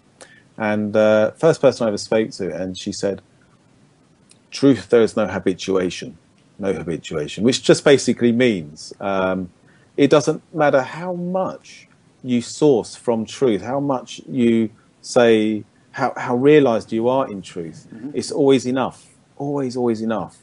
You never get bored of it. You never need more. Oh, I see what you mean, yeah. She said, there's no habit. And as soon as she said that, I thought, wow, that's amazing. That's incredible that you know that. Yeah. I would also say that part of the reason there's no habituation is that it keeps blossoming more and more fully, And that's wonderful, isn't it? The blossoming, the curiosity of it, the direct experience of it, the flow. It's wonderful, It's good. Yeah, because we are very adaptable creatures. We sort of acclimate to whatever level of happiness or suffering or whatever we're living, and we can be quite objectively miserable. But if there's a little bit of an uptick in our level of happiness, it seems great, But it would be quite miserable if we contrast that with where we might be 10 years hence if it keeps upticking. So I mean, if you were to go back to the night of your original realization, as wonderful as that may have been, you might find that it's pretty yucky compared to the way you feel ordinarily now. Possibly, I think that night is that's pretty special. Yeah, that just changed. But I remember speaking to someone about 4 years or 5 years after the awakening, and it was someone in the fellowship, and we were talking about spiritual matters, and they said, what about your ongoing relationship with God? And I said, well, truth, or God. They say God, and I said, well, it's never changed. It's not changed since that night in '99. That revelation just revealed to me the unchangeable, the immutable. The reality just is. It just simply is, and I can't add anything to it or take anything away. And it's good. It's good. No habituation. It's always good. But, just to play devil's advocate, you can add to it. I mean, you can take infinity in mathematics, and then you can multiply it by itself, or add 1,000 to it, or whatever, and it's still infinity. But there's somehow, they talk of degrees of infinity, and and so on. So there's like, it's paradoxical. Oh, you just blew my mind, Rick. Did I? Yeah. Totally. Oh, good. It's amazing. Infinity upon infinity that's incredible. Yeah. What, did I really blow your mind? Why do you say that? Yes, I have. I've never thought of that. That's incredible. Yeah. There's nothing more infinite than of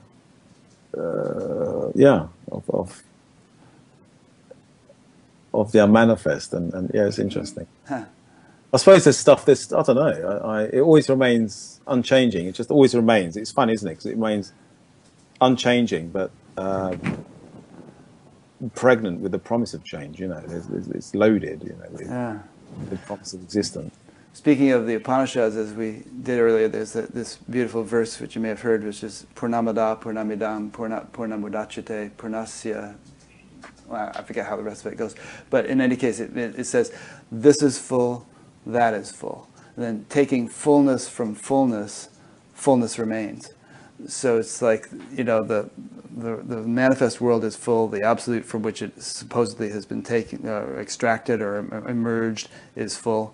And you know, nothing is depleted or diminished when this fullness emerges from that fullness. That's right. There's no problem there, is there? It's only when the ego attaches itself to the mind and lives in relation to the mind for meaning that it then becomes the quality of the mind, which is compulsion. You know, and with compulsion comes habituation. You can never have enough. You know, or yeah, there's always there's the illusion of lack and all of this. You know, so yeah. How old are your daughters now? Hannah is 16. She's 17 in January, and Lucy is 17. Huh. And are you married? No. In a relationship? I've never. No, I'm single. Hear that, ladies? And I've never, and I've never been married. That's the thing. Yeah. We felt when we met each other, we were together for 17 years, and we were always both very laid back, and we just didn't get married. The institution of marriage just didn't appeal to us. So, what have you? But you know, that's how. But are you in a relationship, or are you just sort of on your own these days? At the moment, I'm on my own. Yeah, I'm on my own. Yeah. How has spiritual realization influenced your relationships? Oh, terrible. Really? Oh, yeah, it's awful. How come? Honestly? Yeah, honestly, I'm not good. I'm not good to be with. Why? I'm too. I'm probably too detached in many ways. I don't have the same. I find I don't have the same consideration that most men have. Where so much has fallen away. Here, I'm blaming my awakening now. I simply don't. I seem to be quite okay, quite self-contained in my own universe, so to speak, and quite happy to think. And I find if I do date, it can be quite difficult in that sense. Have you ever dated anyone or wanted to date anyone who was also self-realized? How would that go? God, imagine that. Yeah, that would be nice. That would be really good to meet someone who maybe shared the same lack of consideration as me. Yeah, that would be good. Interesting. Yeah, definitely. Yeah. Well, you know, if you ever do that, we'll have to have another conversation about it, because that would be something that I think people would be really interested in, because, and there are kind of self-realized couples out there, you know, like Rupert and Ellen, or Adya and Mukti, and all, and they seem to really appreciate the fact that the two of them are on the same kind of wavelength. Yeah, it must be wonderful, you know. Yeah. It must be wonderful. I just haven't found that yet. So if there's a girl out there who's you know, yeah, send your qualifications, and yeah, just including a printout of your EEG reading. Forward them to me. Great. Well, that might be a little bit of a strange note to end on, but maybe, yeah, it was a bit strange, but yeah, let's give us a synopsis or something that you would like to end on, a kind of a note of inspiration to people, perhaps even people who have had a substance abuse problem, and who, you know, I think by this time, if they've watched this interview, can see that there's, you know, hope for them in the realm of spiritual realization. Okay. With people that are experiencing addiction, that are experiencing maybe alcoholism or drug addiction or sex addiction or or gambling addiction, just to let them know that they are on the far side spectrum of attachment. You know, that addiction is nothing more than a symptom of what's happening within the Western world and all over the world. You know, so if you're suffering from this addiction, this attachment to this separation, you're very close to finding out what is real. You know, if you find yourself at the breaking point and the drugs and the drink don't work, and you don't know who you are when you take that away, you're at a very close point of discovering who you could be, who you really are. You know, I think addiction really, but it boils down to it always boils down to identity. If you think you're a separate person attached to a certain mind and all of this, then in itself is an addiction. It's a separation. You know. That's an interesting point. Yeah. It's like, by that definition, everybody in the world is addicted. You know. Yeah. There's a lot of addiction. You can be very much addicted to the idea you have of yourself. It's just attachment. It's the extreme end of over attachment. That's what addiction is really. And when you're at that point, you're at a point where you can really maybe look at that and maybe go through a process of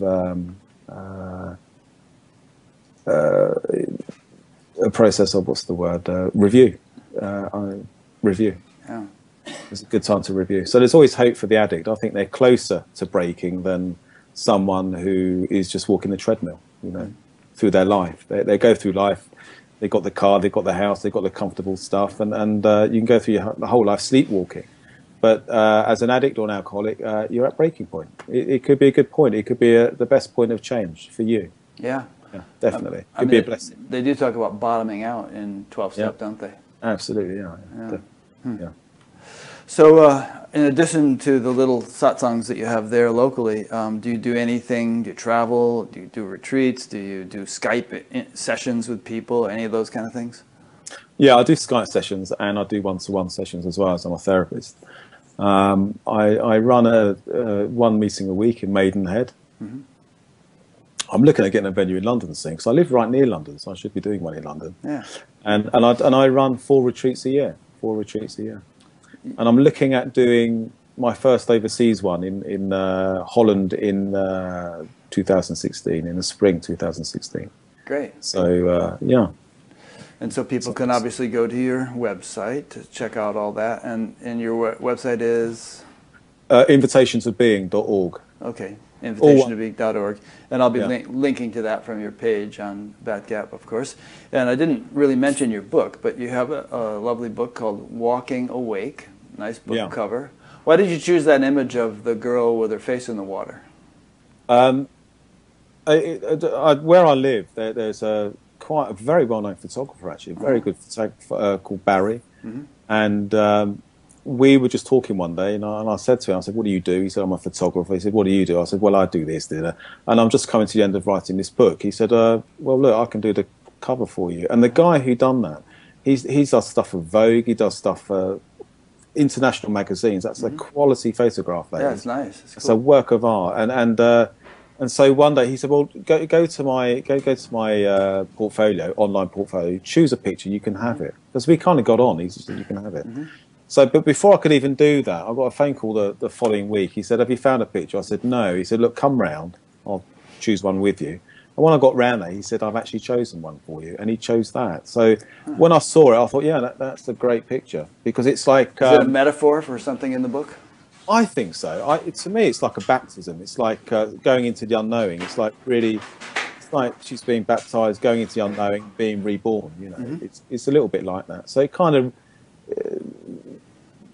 the tone of it fits the book. Because the book is quite an exhaustive investigation in consciousness. It is, and it's not a thick book. I actually managed to read the whole thing, which I don't usually do every week when people send me these big books. But and a lot of it was totally fascinating. There are parts where you kind of lost me, and I don't know if that's your fault. It was like because you're trying to explain really abstract stuff and deep experience, and it's hard to put that into words. But I always find it fun to try to understand such things when I read them. To see to kind of tune in to what the person is actually trying to say. Yeah, it's only because I don't follow a school of thought, you see. So it's all me and using words, and it can lose you, I suppose, in some ways. But Yeah. what resonates with you might resonate with someone else. Yeah. You know? Anyway, I enjoyed it. Yeah, All thank you. right. Yeah. Okay, and I've enjoyed this. It's been a good conversation. So let me just make a couple of typical wrap-up points. I've been speaking with Steve Ford, as you know, and this is one more in an ongoing series of interviews with spiritually awakening people. If you happen to have stumbled upon this for the first time, go to batgap.com and check out the past interviews menus, and you'll see all the other ones categorized and organized in various ways. You'll also find a place to be notified, sign up to be notified by email each time a new interview is posted. If you're watching this on YouTube, you can subscribe to the channel, and YouTube will notify you when a new one is posted. This exists as an audio podcast. There's a link to that on batgap.com, so you can listen on your iPod or whatever, your phone. What else? I don't know, there's the donate button that I mentioned in the beginning. I appreciate people contributing and helping to support this. So that's just about it. So thanks again, Steve. Thanks, Rick. It's been good talking to you. Yeah, and thanks to those who've been listening or watching, and we'll see you next time.